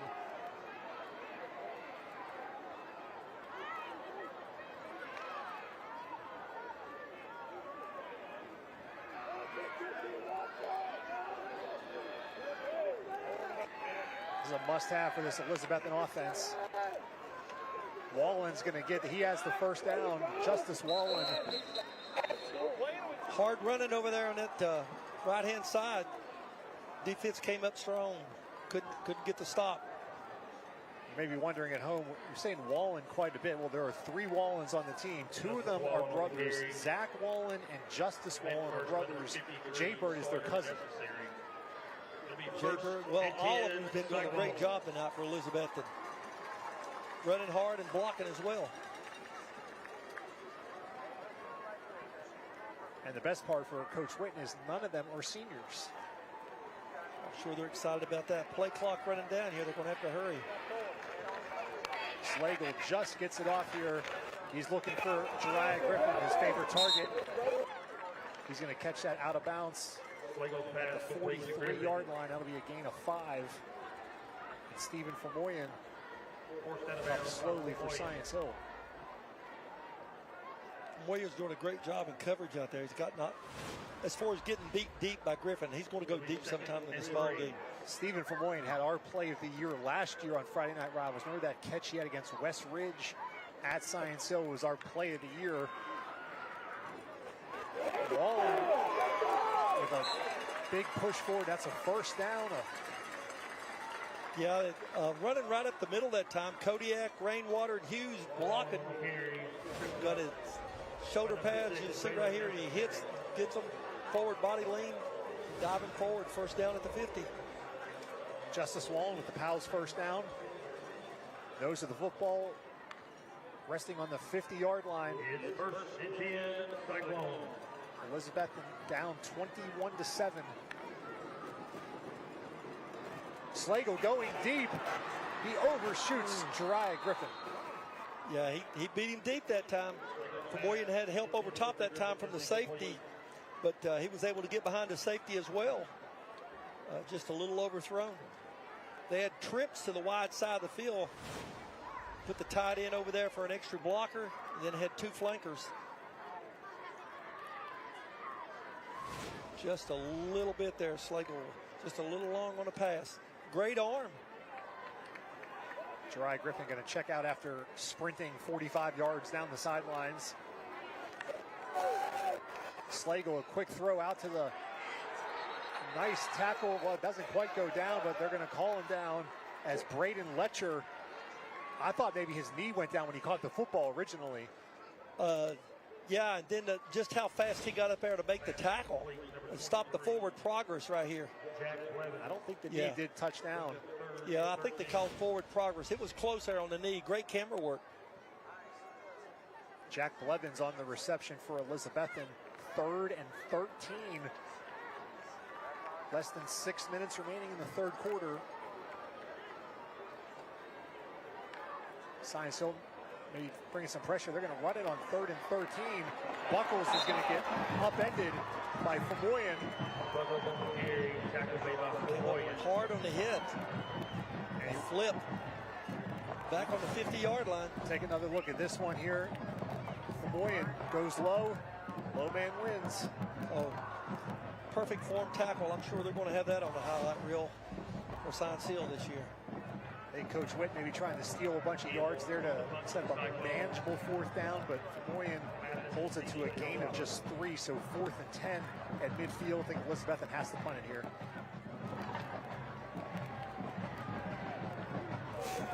Yeah. they're missing a lineman running on the field, not enough men on the line of scrimmage. They're going to get them for illegal procedure. And that formation not quite legal. That punt's going to go into the end zone. But there is a marker back at the line of scrimmage. The flag was thrown by our referee, Larry Hutchinson. Yeah, they'll decline this penalty and take it on the 20-yard line. Not give them a chance to punt it again. He's checking with Stacy Carter what he wants to do.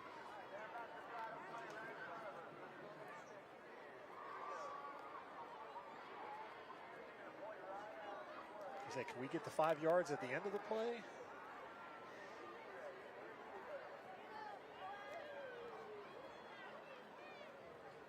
He's going to make him re-kick.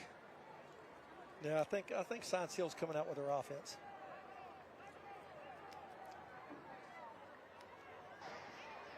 Illegal motion. Kicking team, number 57. That penalty will be on the 20-yard line, 5-yard penalty, first down. You know, if he was a back and he's running on the field and he doesn't cross the line of scrimmage, but I believe he was a lineman. Yes, he was, yes. But you know, I think we should have seen a flag in the middle of the field. We're counting the number of linemen on the line of scrimmage. They were short. So, you know, you got to have 7 guys up there. Science Hill takes that 5 yards at the end of the play, so now they'll start at the 25. Spencer Taylor back in at quarterback. Did not see him at all in that first seed. Aiden Perry, the speedster, going down the sidelines. Aiden Perry to the house. A penalty flag, though, is out. I think it's coming back. I think John Gutierrez is going to get called for a block in the back. When we watch this again, I don't think it's necessary. Yeah, it was like the block down on the sideline here. The defensive man got turned around and didn't even realize the ball was there. Yeah, Aiden Perry thought he had a long touchdown, but that one's coming back for a block in the back. That'll be on John Gutierrez. On the Hilltoppers. Now that happened at the 33-yard line is where the penalty flags are.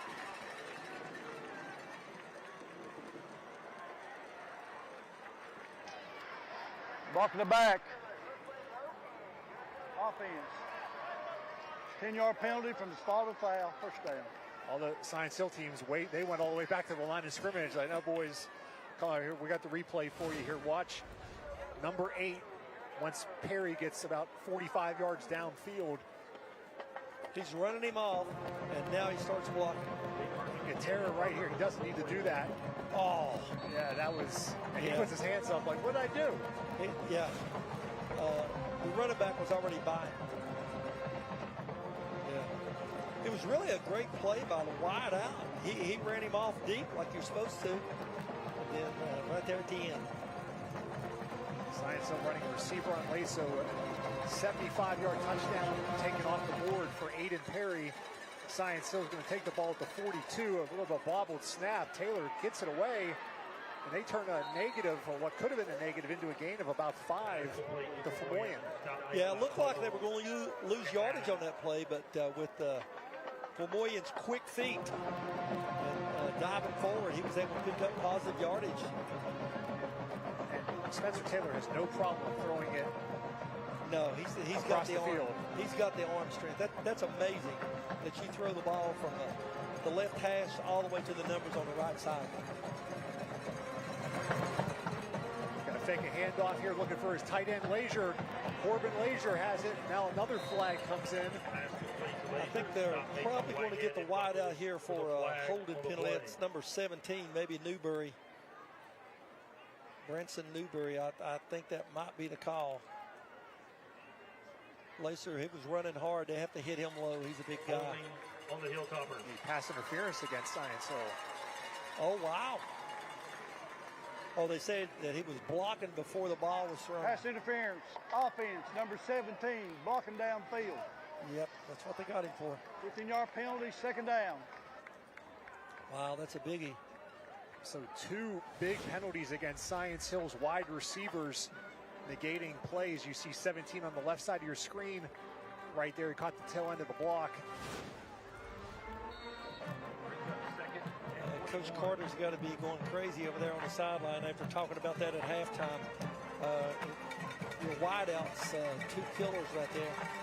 Take 6 off the board and another 15 yards back after a good play. Now it's 2nd and 21. Taylor has all day to throw across the middle. Famoyan has it. He kind of bobbled it, but hung on. Stephen Famoyan been a busy man on offense. And what a throw that was by Taylor. Hey, great hands. He came open. You could see a drag going across the field there about Lasser coming across 87, and then opens up in the middle. Great throw. And let's give props to the offensive line. Taylor had all day to throw there. Yeah, they were rushing forward that time. That was it. Great blocking up front. Now we're back into the running formation. Necessary in the game. He's going to take it for close to a first down. That leap, did he get there? Looks like he's a little short. I believe he's a little short, but you know they got another down here, 4-down territory. We're approaching 2 minutes remaining in the third quarter. It's going to be 4th and 1 for Science Hill. Necessary on the carry. Cyclones had great defense on that play to stop him for a first down on 3rd and short.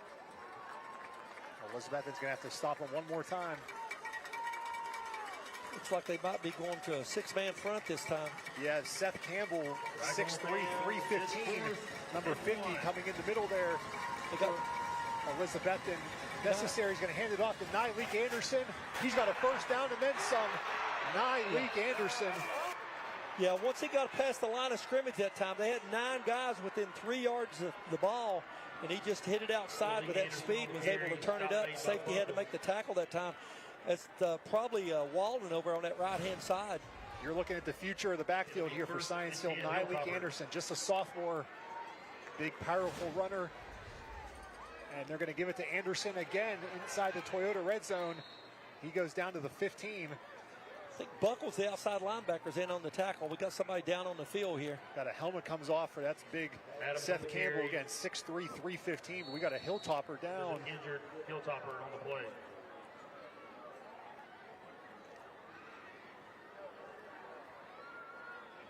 While they tend to the injured player, time now for our Scholar Athlete segment.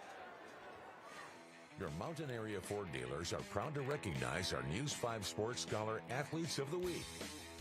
Our winner from Elizabethton is Cooper Jack. Cooper is a standout in track and cross country and a 3-year qualifier for the state meet. He has a 4.28 GPA and volunteers with Doe River Gorge Ministries. All Scholar athletes have the opportunity to compete for a $5,000 scholarship to be awarded at the end of the season. I'm Heather Williams. Join me, Casey Getz, and Steve Wilmoth of ESPN Tri-Cities and TriCitiesSports.com for Prep Picks. We will highlight the key matchups and choose our winners for the week. Prep Picks every Wednesday on News 5 at 5:30.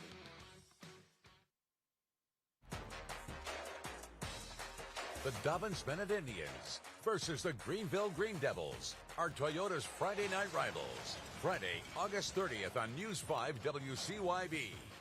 Join Casey Getz and the News 5 sports team as they bring you live game coverage of some of the biggest and oldest football rivalries in the region.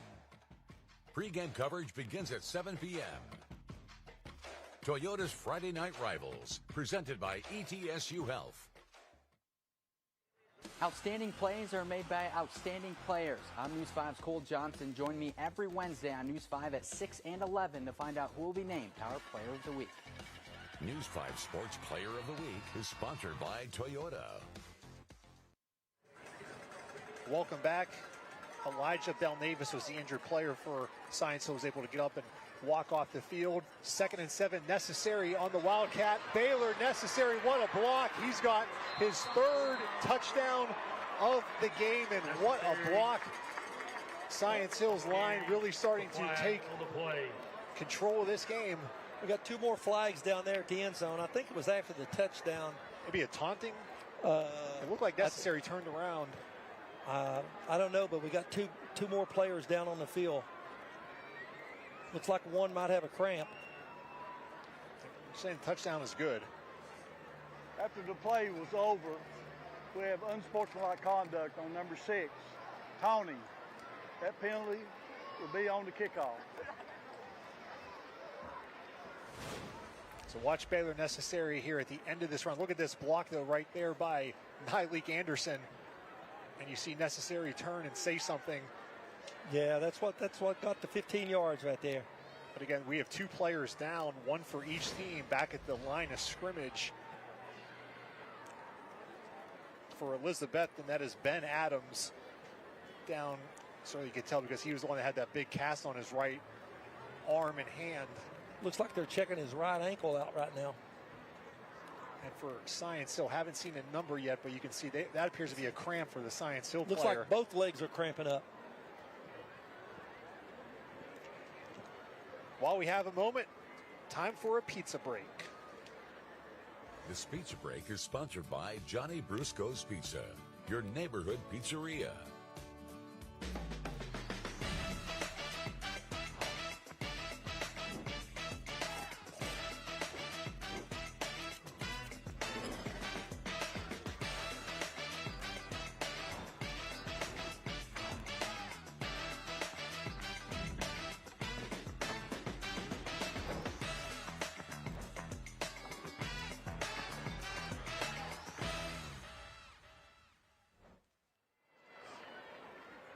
Braden Austin was the player down for Science Hill and gingerly walking off.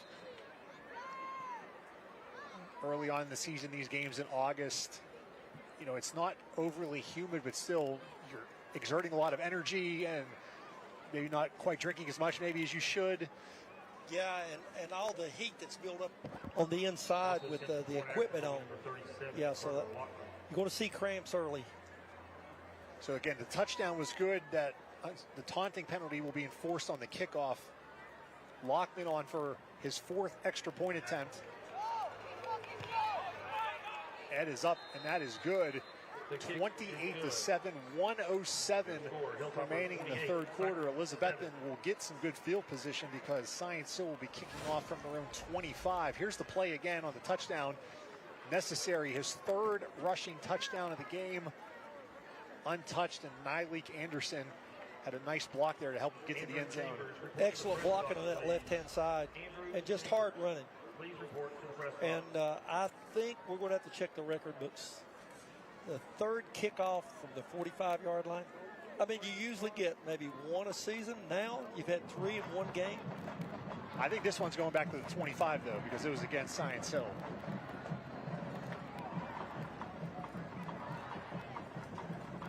Whoa, yeah. Sorry about that. I jumped. You know what? The gun. You're allowed to get 1 wrong. You got everything else right on your predictions so far tonight. You're allowed to get 1 wrong. Oh, how many times do you get a kickoff from your own 25? That's I know some coaches aren't happy about that.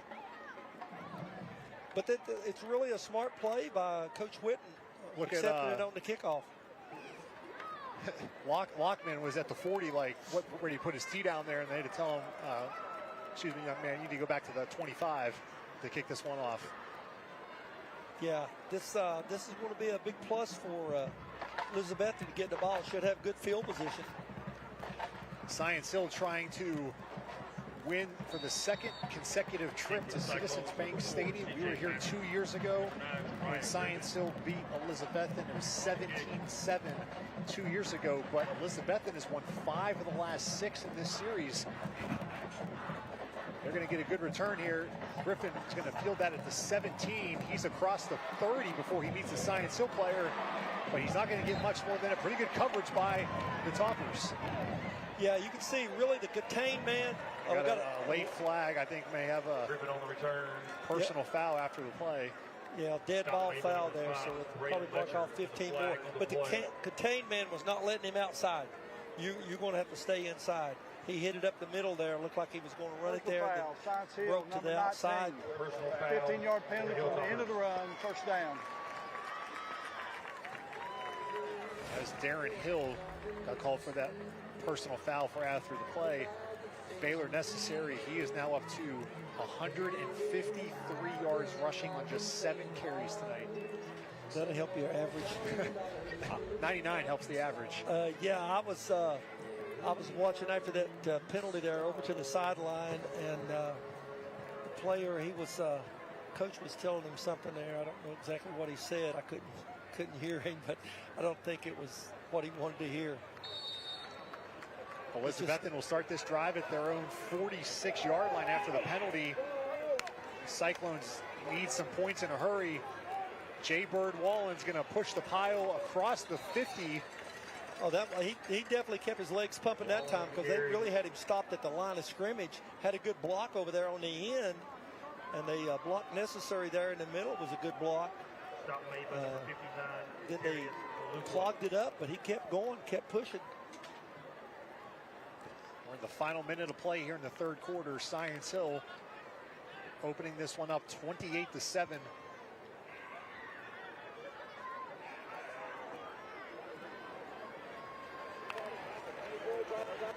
Jay Bird has it. This time nowhere to go. The defensive line for Science Hill shuts him down. Yeah, got him behind the block at that time. Looks like we got another player down on the field. And guess what, Casey? We've got another flag.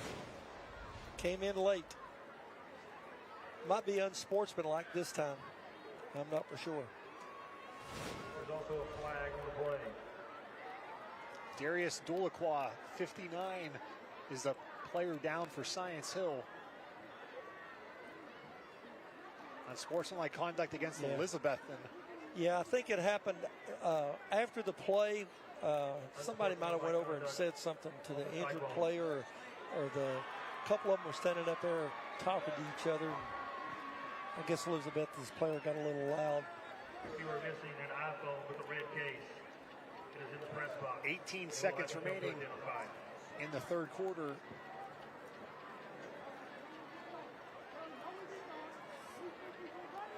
These two teams can just game one of the season. Science Hill, they'll have their home opener next week against Anderson County, who won last night. They opened the season against Powell with a win, so that'll be a big game in Johnson City. Elizabethton, they're going to be at home next week against Morristown West. And Anderson County's always tough. We have an update on some penalties from our statistician, Jimmy Denton. Science Hill, 12 penalties, 138 yards. Elizabethton, 7 for 55. So that's 19 penalties so far, and we haven't even played 3 quarters yet. Yeah, you know, lots of times come Monday, you do a little extra sprint work for penalties, and that might be happening come Monday. Did you do that to your teams? I think we had some guys that enjoyed it. It's just one of those things that, you know, you want to get everybody in shape early in the season, and you got a few penalties, so, you know, you can get some extra sprints in. You ever have a team with 12 penalties for 138 yards? I can't think of it right off the bat. I know we did have a couple games that we had 100 yards in penalties, and there was a few of them that you could say that I might not have been happy with the officiating, but for the most parts, I know those guys out there on the field, the striped shirts, they're doing the best that they can do. But as a coach, the penalties, the effort ones during the whistle, those ones are the ones you can live with. Yeah, you can live with those, but those late after the play is over with, personal fouls, unsportsmanlike, yeah, that drives more than just one coach crazy on the sideline. So after the penalty against Elizabethton, they're setting up with a 2nd and 21 in the final 15 seconds of the third quarter. Science Hill showing pressure. They're going to just rush 3. Slagle under pressure despite that. Slagle has nowhere to go, and he's going to go out of bounds for a loss, and that'll be the final play of the third quarter. We'll take a break here. 28-7, Science Hill on top with 12 minutes to go.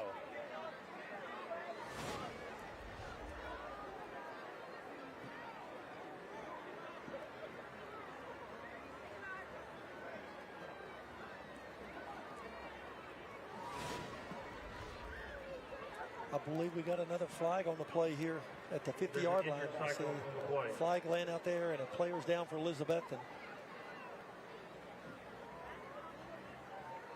So we'll get this call before we take our end of quarter timeout.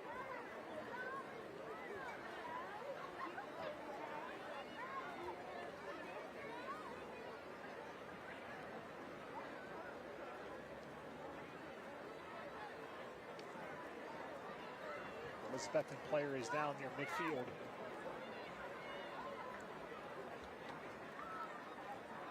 During the play, we have a blindside block defense. 15-yard penalty. Still third down. Yeah, a blindside block on the defense. That's Justin Whitehead, who's the player down. So now they will probably have to run another play before the quarter ends. And that's going to give them a first down? No, it is not. Still third down. It's not an automatic first down. It was, I believe they had it was second and 21. Hilltoppers 28, Cyclones 7. End of the quarter. Now we'll take a timeout on Toyota's Friday Night Rivals.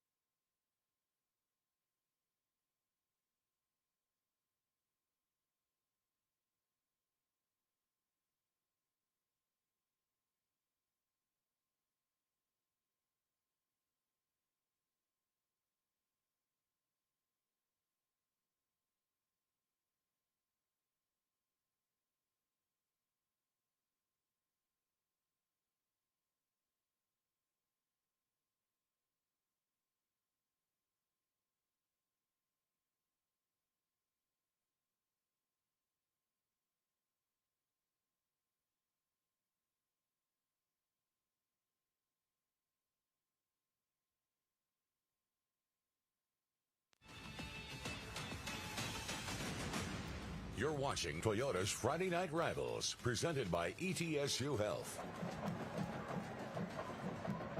Welcome back as we start the fourth quarter. And just to clean up that last play to end the third quarter, our Red Hat Steve Honaker, also official, said that penalty on the defense does not extend the quarter.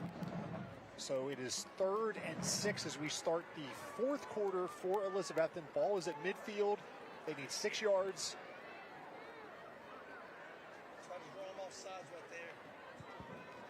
Didn't work. Slagle under pressure. He's going backwards and throws it away, and that will have to probably be intentional grounding. That ball did not get back to the line of scrimmage.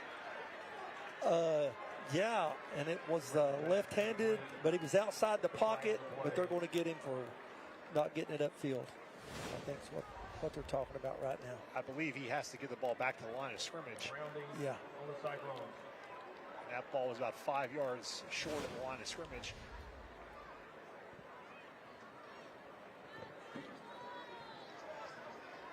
Intention grounding, number 8. That's a spot foul, 5-yard penalty, loss of down, 4th down. 5-yard penalty. So that'll be 4th down for Elizabethton. They'll loss of down, they'll bring it 4th down.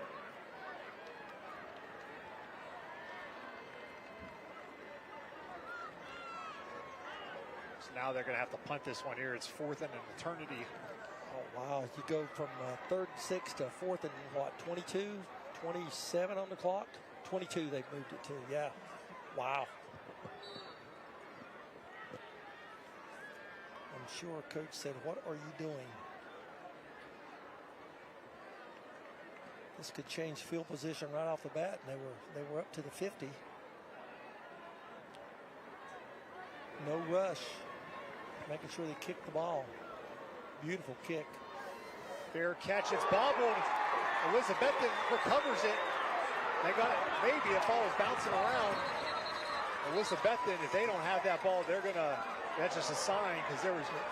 They pointed. Science Hill has an unbelievable. Well, I think what happened there was Elizabethton was trying to run with the football. When it's going to be called a muff punt. They're going to bring it back there anyway. So Hayden Cox with the man that saved it for Science Hill is Ian Mathis tried the fair catch, and you see, look at how many players on Elizabethton tried to just pick it up. There's 3 players for Elizabethton, and then there comes Hayden Cox, 1-on-5, and he gets that in. He deserves a couple pats on the shoulder for that one there for Hayden Cox. Yeah, go with 4th down and 22 punt until you get a first down on the other team's 20-yard line, yeah. Science Hill now going to try and use some clock. Mathis, who just muffed that punt, staying in at running back. Mathis, nice run. He has about 7 to 8 yards off that left sideline. Yeah, he made a great move back there behind the line of scrimmage. Got on outside. Then he had some blocking downfield from the wideouts. See right here, a little shake and bake, getting upfield. Got by the corner and forced him out of bounds. Gave him 7, 2nd and 3. Mathis going to stay in at running back. Mathis is going to pick up about 1 instead of 3rd and 2. Yeah, great defense that time at the line of scrimmage. Coming in there to make the stop. I couldn't see who it was, but over here on this right-hand side. Brings up 3rd and Baylor 2. Necessary comes into the game now to play quarterback on this 3rd and short. And he'll be joined by Nyleek Anderson in the backfield. See a guy go in motion here. Yep, here he comes, running it off the right side. And we got a penalty. Dead ball. Flag on the play. Got a false start on something. I don't know. Prior to the snap, false start, 53 offense. 5-yard penalty from the previous spot, replay. That was on his brother, Sawyer. Yeah, on the right guard. Did a little nudge there. Now you got to change personnel from 3rd and short to 3rd and 7. Science Hill's offense through 3 quarters at 375 yards of offense, just 137 yards of offense for Elizabethton. So now Taylor comes back in on 3rd and 7, 3 receivers. He's still going to hand it off. No, he's going to fake it. Now he's got a man open deep if he sees him. Huff catches it at the 45. Zane Huff down inside the 35. I wasn't sure if Taylor was going to see it, but he saw him just in the nick of time. Yeah, he held the ball. They went for the fake inside, and the safety just let him run by. He thought it was a run. Excellent faking in the backfield that time by Science Hill. Got by the deep man. Big first down. Science Hill will be able to chew more clock here with 10:25 remaining in the 4th quarter. Powell's first down for the Toppers. Aiden Perry's going to take the handoff. Perry inside the 30, down to the 27. His speed is deceptive. He was just running to the sideline. All of a sudden, just turned it upfield with a blast. Forward body lean was probably picked up at 8 yards.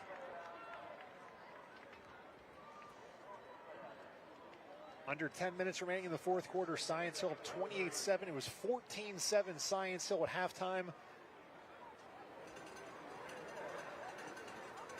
They're going to give it back to Perry, this time up the middle. Aiden Perry breaks the tackle inside the 15, inside the 10.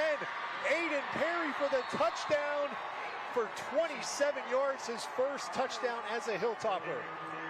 Wow, great running, great running. He just, he didn't even act like the defense was in there once he got past the line of scrimmage. He just made a little move, cut back to the left. You can see him playing his right foot here. Gets up through there, right foot plank, gets up.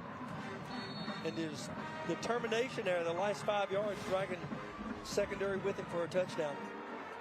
The junior, Aiden Perry, making an immediate impact in his first game in Science Hill after transferring from Daniel Boone.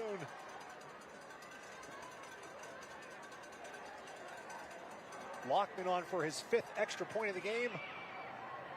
That one is up and good. It's 35-7 Science Hill. You're watching Toyota's Friday Night Rivals.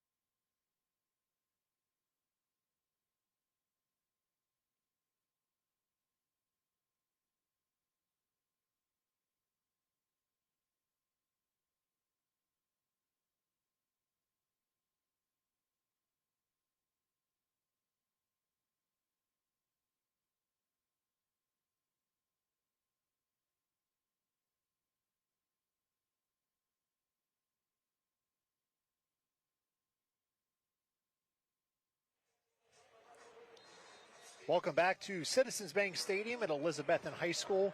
Science Hill dominating here in the second half, outscoring Elizabethton 21-0. It is now 35-7. The Martin Dentistry Smile Cam, and it's all smiles right now on the visitor sidelines and in the stands as Science Hill appears well on their way to their 2nd straight win in this stadium against Elizabethton. They won here in 2022. 9 minutes and 37 seconds away from doing it again in 2024. Been a dominating performance by Science Hill, especially with their running game. Yeah, came out in the second half and just coach just lined it up, said, hey, we're going to play smash mouth football, and was able to get in the end zone there on that first drive and get in the end zone here on another drive. 3 times here in the third quarter. Lockwood's going to send this one down inside the 5. They're going to let it bounce. Elizabethton into the end zone for a touchback.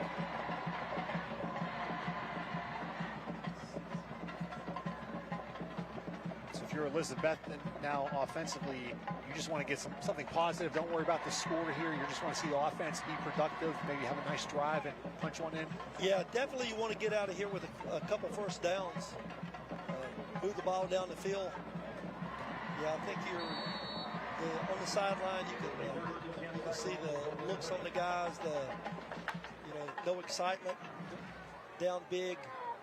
So, yeah, if you can move the ball up the field right here on this drive, still got the first team in.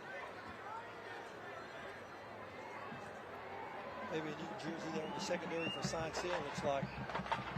Jay Bird Wallen in the backfield. He'll get the carry. He's got some room on the left side. Jay Bird lowers his shoulder out to about the 29. Yeah, great run on this left side. He broke it to the outside, got upfield. And you can see those guys on defense getting low to make the tackle. He's 225 pounds, maybe 230. Maybe. 235. Runs hard. Good speed, runs hard. Jay Bird comes off after that play, a little shaken up. He got 9 yards, 2nd and 1 for the Cyclones. 9 minutes remaining here in the 4th quarter.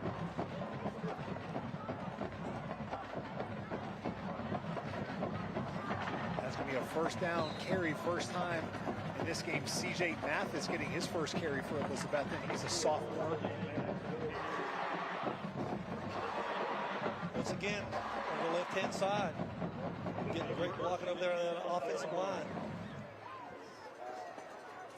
Smalls at the left tackle, running outside of him.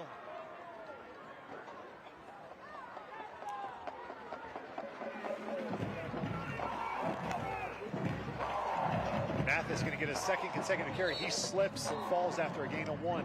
Yeah, I think there was a hole there if he'd been able to point that foot to cut up in, but he slipped. It's going to be 2nd and long this time.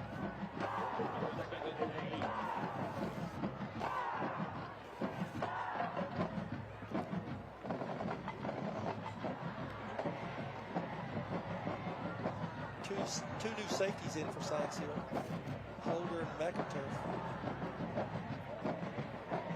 35-7, Science Hill on their way to starting the season 1-0.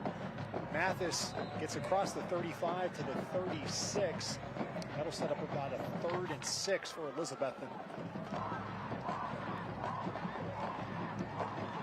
New linebackers in the game, new line for Science Hill.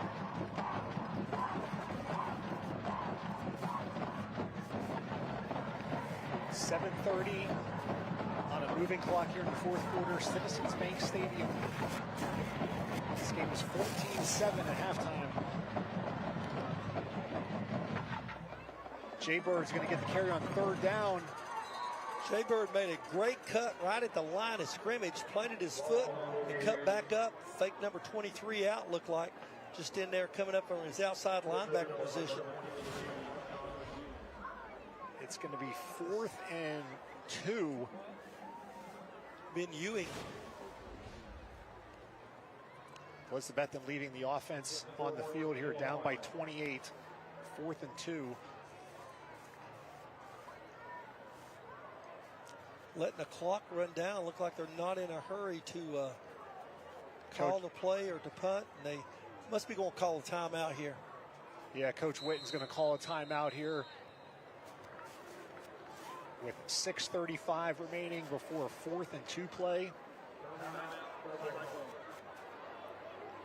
We'll take a timeout and be right back on Friday Night Rivals.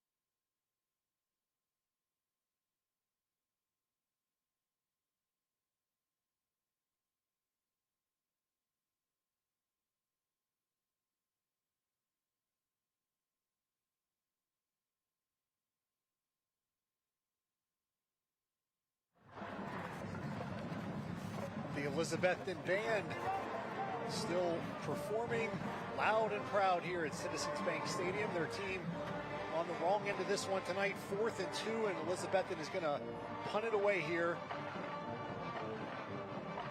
CJ Mathis back for Science Hill. He muffed the last one, but they did recover.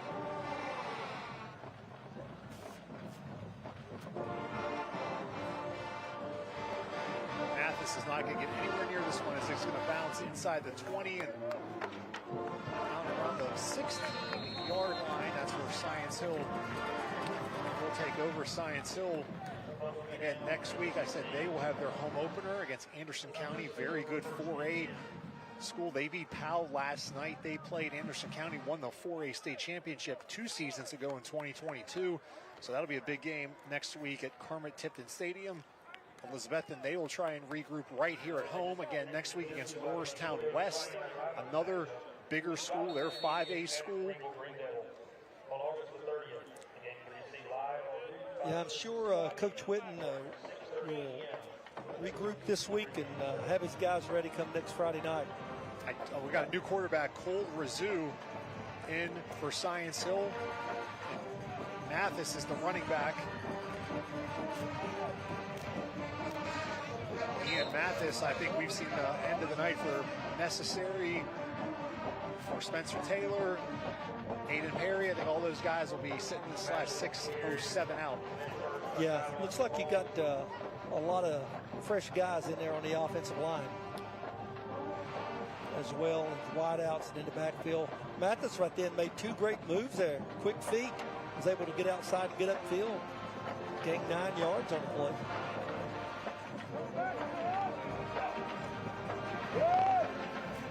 2nd and 1. Mathis breaks through across the 35-40. Ian Mathis carrying a defender across the 45. A Powell's first down for Ian Mathis. We've seen here Science Hill has 4 running backs with Perry, Anderson, Mathis, and Necessary. All with good moves and speed. You see right there, he just turned it upfield, just a simple play right off tackle. Got some quick feet. First down for Science Hill. Cole Razoo in a quarterback. Mathis remains the tailback. Mathis going to bounce it out to the right across the 50. Next week, Coach will be down at Greenville when Dobbins Bennett comes to town. They've got a penalty marker and a player down as well for Elizabethton. Yeah, I believe that Dobbins Bennett might have picked up a big win tonight. They were playing Farragut down in Knoxville. I think I heard that. Is that correct? We have an unsportsmanlike penalty against Science Hill. That game was actually at J. Fred Johnson in Kingsport tonight. Dobbins Bennett did get the win 27-20 over Farragut. And that's a good football team. We got unsportsmanlike conduct. Offense. Unsportsmanlike conduct, number 1. All right, while we have a moment here, time now for our Toyota School Spotlight. Tonight's School Spotlight is brought to you by your local Toyota dealer. Well, you know, I've had the kids' life, and I tell them that I never get to graduate. When I started here, the kids, you know, I was the school mom to them, a lot of them, you know, and then as years has went on, which it'll be 37 years I've been here in February, I've become their nana now. And, you know, you just got to notice kids of what kind of life they've had and talk to them. They'll sooner or later, they'll open up about their life and stuff. It's just been a blessing to be here, to be honest with you. I said God knew where he needed to put me for me to be able to reach out to some of these kids and try to help them a little bit.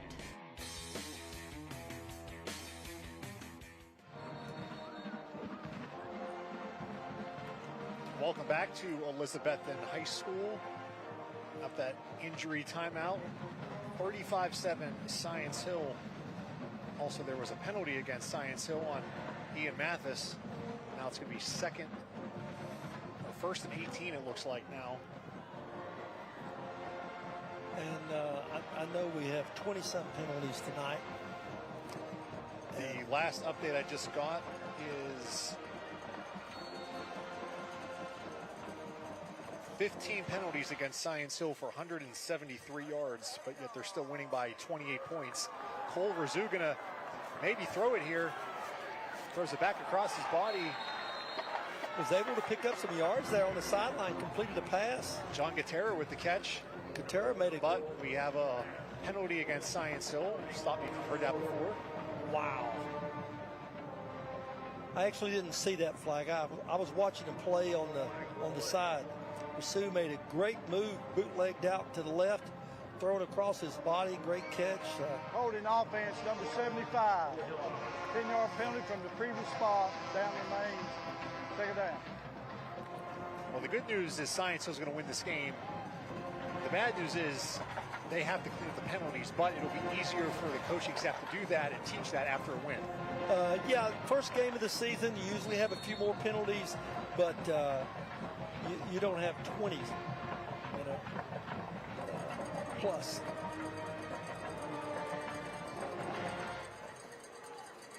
Second and 28 for Science Hill. And they're tight. And a low snap. Razoo picks it up, and he is under pressure, throws it up, and incomplete. Might have had a couple linemen down the field. I think that's supposed to have been a running play. They didn't get that. I won't say anything about Necessary being down the field. In your experience as a head coach, after a win, and if you have a lot of penalties, is it hard to get the guys to change their ways because they could always in the back of their mind say, well, coach, we won. What's the big deal? No, they know what's going on. They know what's going on. They don't, you know, those unnecessary penalties, dead ball penalties, and unsportsmanlike penalties, you know, you got to have discipline. If you're going to win, the long haul, you got to have discipline. 3rd and 28. We're going to get a handoff here. Nyleek Anderson. And I'm sure they're going to clean those up. That'll set up a 4th and long for Science Hill.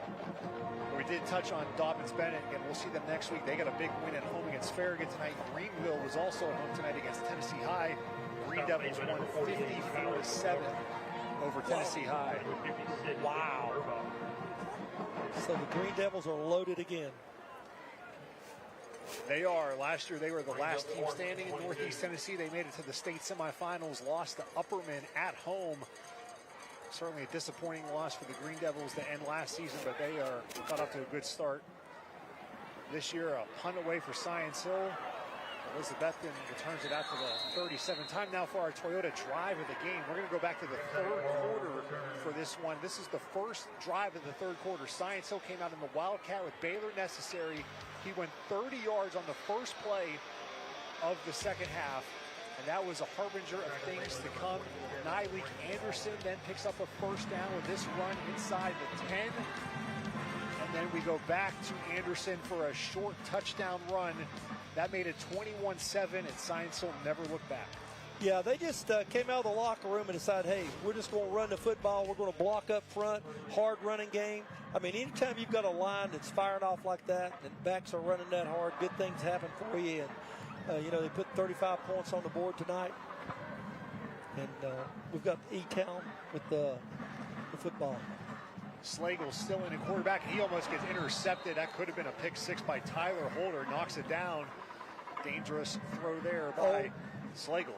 Yeah, he read that play from the get-go, was breaking up field. I believe rather than trying to knock it down, he might have. Wow. Man coverage on the outside. Yeah. Some other scores that have gone final tonight. Happy Valley beat Cloudland 19-0. David Crockett with a 20-13 win over South Green. That avenges a loss. South Green beat Crockett last year in the opener. Pioneers start off 1-0. Second down run there for Elizabethton. Going to set up 3rd and manageable. Yeah, good run over here on the left-hand side. I think Wall got a good block there. Hampton, they lost on the road tonight at Pigeon Forge, 20-14. How about this one? A bit of a surprise. Johnson County beat Sullivan East 53-7. Whoa. Sullivan East is really young. They lost some great players there last year. 3rd and 1 when our sports team did a Johnson County preview. They changed things up. They're running the triple option now, and pretty good first game for the Longhorns. Yeah, I'm going to guess that East had practiced a lot against the triple option, and they messed up with who's got the quarterback, who's got the pitch man. 4th and 1 for Elizabethton. Slagle changing the play.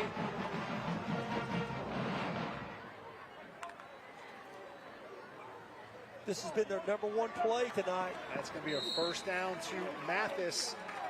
That'll keep the drive alive. The Powell's first down. Some other scores. Unicoi County gets a win over Northview Academy, 34-21. West Ridge all over Volunteer, 47-6. And one other final, Daniel Boone loses at Clyde A. Irwin, 56-0. Some big scores tonight. Of course, Southwest Virginia, their regular season starts 1 week from tonight. Mathis, a nice run. C.J. Mathis inside the red zone. Great run out there. If you look at the H-back on this play, number 26, Woodby does a great job blocking. The previous play, he did a great job blocking coming to the left side. This time it's on the right side. Mathis makes the right move. It cuts outside and gets up the sideline. Was tackled inside the 20-yard line down to about the 13, I believe it is. Cyclones inside the Toyota red zone, thanks to C.J. Mathis and Billy Woodby blocking.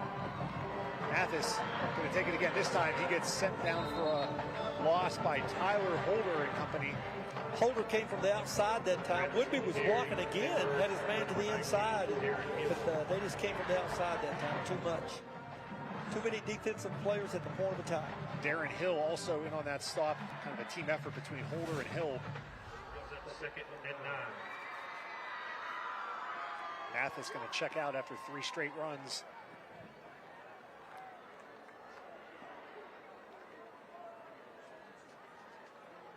Jaybird Wallen now in the backfield.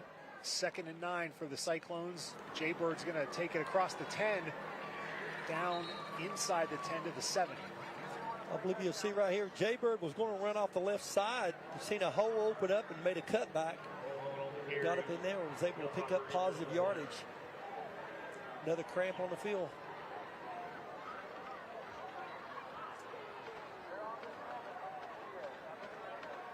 That was Braden Austin, number 27, but he got up. He's ready to play. He didn't want to go to the sideline. 3rd and 4, 1:35 remaining in this one. Jaybird looking for the end zone. Jaybird Wallen takes it in for the Elizabethton touchdown, 35-13. You see this play, he's going to have to thank his backs and linemen for excellent blocking. You see Hughes pulls around to the left side, gets up in there, and he cuts it to the outside right here. There's 67 coming. Whitney with the block, cuts it outside, touchdown for Jaybird. Well executed play. Bowers on for the extra point. That's good. It's 35-14. We'll be back on Toyota's Friday Night Rivals. The Dobbins-Bennett Indians versus the Greenville Green Devils are Toyota's Friday Night Rivals. Friday, August 30th on News 5 WCYB. Toyota's Friday Night Rivals, presented by ETSU Health. I'm Heather Williams. Join me, Casey Katz, and Steve Wilmoth of ESPN Tri-Cities and TriCitiesSports.com for Prep Picks. We will highlight the key matchups and choose our winners for the week. Prep Picks every Wednesday on News 5 at 5:30. Catch the biggest plays and final scores on Friday Night Huddle with the News 5 sports team every Friday night during News 5 at 11. Sponsored by Ingalls, Champion Chevrolet, and Pals. Outstanding plays are made by outstanding players. I'm News 5's Cole Johnson. Join me every Wednesday on News 5 at 6 and 11 to find out who will be named our Player of the Week. News 5 Sports Player of the Week is sponsored by Toyota. Football. There's Jaybird after his touchdown run there to make it 35-14. He's had a very nice game tonight, Jaybird Wallen.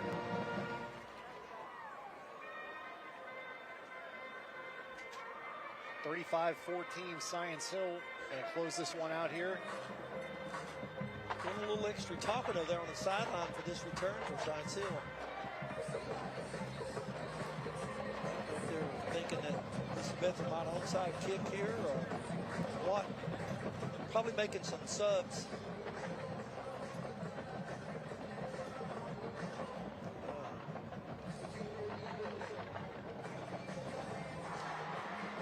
You will see this Science Hill team the last game of the regular season on November the 1st when they play Dobbins-Bennett at ETSU.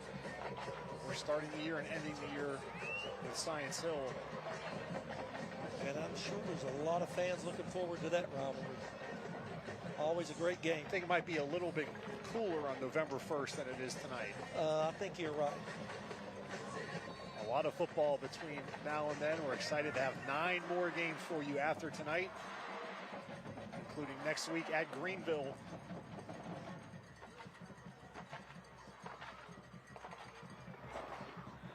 They'll kick it deep, and that one will be returned inside the 5. That's Mathis across the 25 and the 30. Ian Mathis, another flag has been thrown. Mathis is still going. He cuts it back, has one man to beat. Mathis down to the 30, but there's a marker all the way down at the other 30-yard line. Yeah, probably bringing it back for an illegal block, but that was definitely an exciting run. Exciting return that time. I think Mathis put all he had in it. We saw Benny Tolley there right beside Coach Carter. We've been talking to him before the game. His mother, 92. 92 years old watching the game tonight. Coach Tolley on the sideline. Just awesome to have 100th game tonight and a 92-year-old lady watching the game. Mark in the back. Miss Tolley. 17. We shout out to you tonight. Yeah, Miss Tolley, hello. 10-yard penalty. Hope you're enjoying the game tonight. 35-14 Science Hill, and that penalty was against the Toppers. So one negative for Science Hill tonight. Way too many penalties. You know, you get a few of those on a return. Guys, you know, a lot of movement going on in that blocking. But some of the other penalties you're not happy with. Cole Razoo still in a quarterback. His second series for Science Hill. 17 penalties now for Science Hill, 198 yards. We've got a new running back. This is a Sean Ewing. The fifth running back for Science Hill tonight.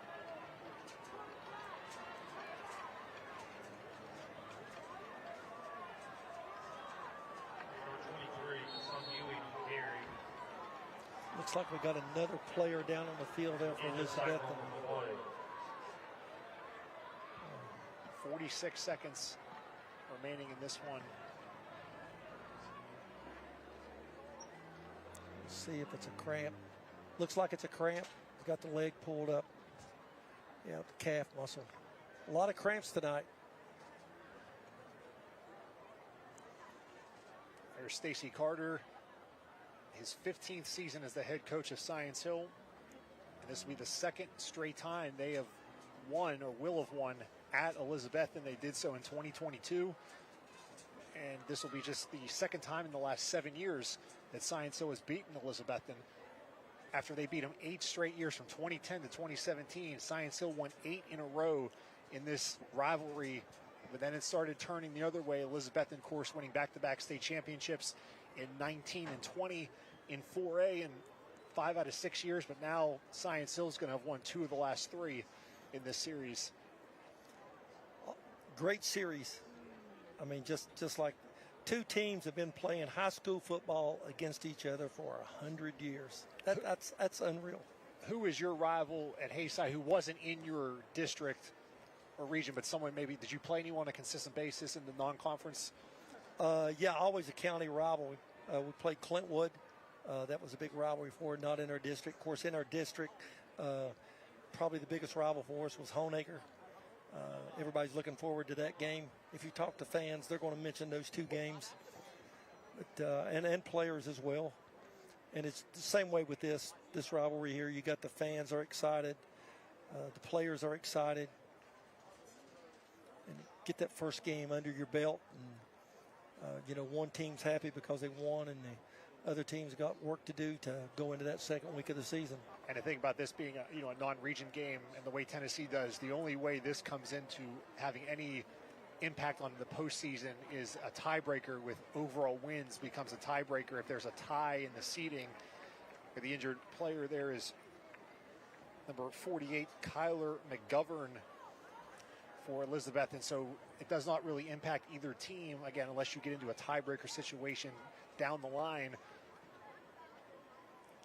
Certainly for Elizabethton in their region 1-4A, it's them and Greenville are the 2 top dogs. And Science Hill, they finished last year second in region 1-6A. Jefferson County won that region a season ago. Yeah, you got great football in Upper East Tennessee.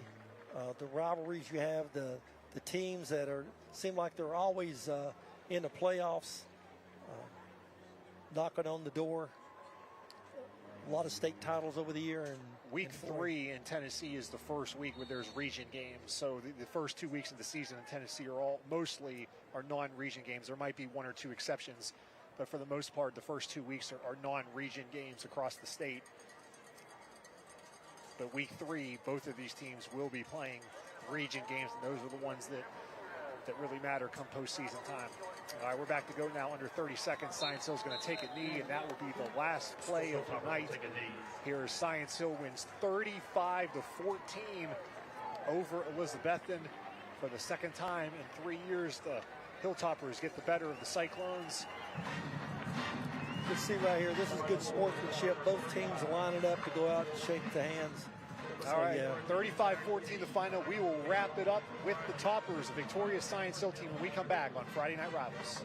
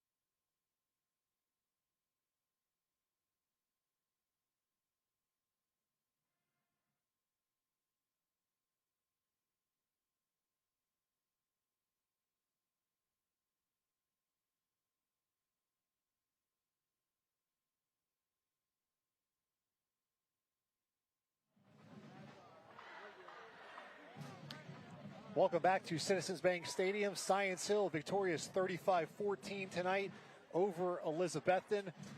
Hilltoppers surrounding Coach Carter, who we now are going to talk to before presenting the Friday Night Rivals trophy. Coach, first drive of the second half, you change things up, go with a Wildcat and Baylor, 80-yard touchdown drive. What did that do to set the momentum for you guys in the second half? Well, it made us be more physical. We were suffering from a lot of penalties and things we had to clean up. Still mad about that stuff, but the physicality is how we won the football game. So they did a great job right there to set the tone. Then we had a couple other good drives, and Spencer made some good throws. So just proud of our team and just proud of the total execution. Just got to clean up those penalties pretty bad.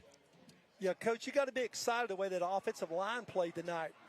Pushing up front the whole second half. They did. They pushed up front. We pretty much ran a wheel there in the third quarter and just kind of moved the ball and kept the ball away from them. So proud of those guys, proud of how those tight ends and H-backs blocked also. So great job for those guys. Coach, you got the Railroad Rumble trophy back, also Friday Night Rivals trophy. Give that to your team. Enjoy this win. Congratulations. Here you go, guys. Yeah! Hold it. Don't drop it. Thank you, guys. Yeah, very important. Do not drop either trophy there. Well done by Science Hill as they win 35-14 over Elizabethton. I want to thank all of our sponsors who make this possible. We cannot do this without them. Toyota, ETSU Health, PALS, Food City, the Mountain Area Ford Dealers, Tennessee Army National Guard, Johnny Brusco's Pizza, Johnson City Kia, Martin Dental, Jersey Mike's, and Eddie's Trophies, our fantastic crew. So glad to be working with you all once again. For Coach James Cawley, all the people behind the scenes at the station, it is a true team effort to do this. I am Casey Getz. We will see you next week in Greenville for the Green Devils and the Dobbins-Bennett Indians. Have a great night.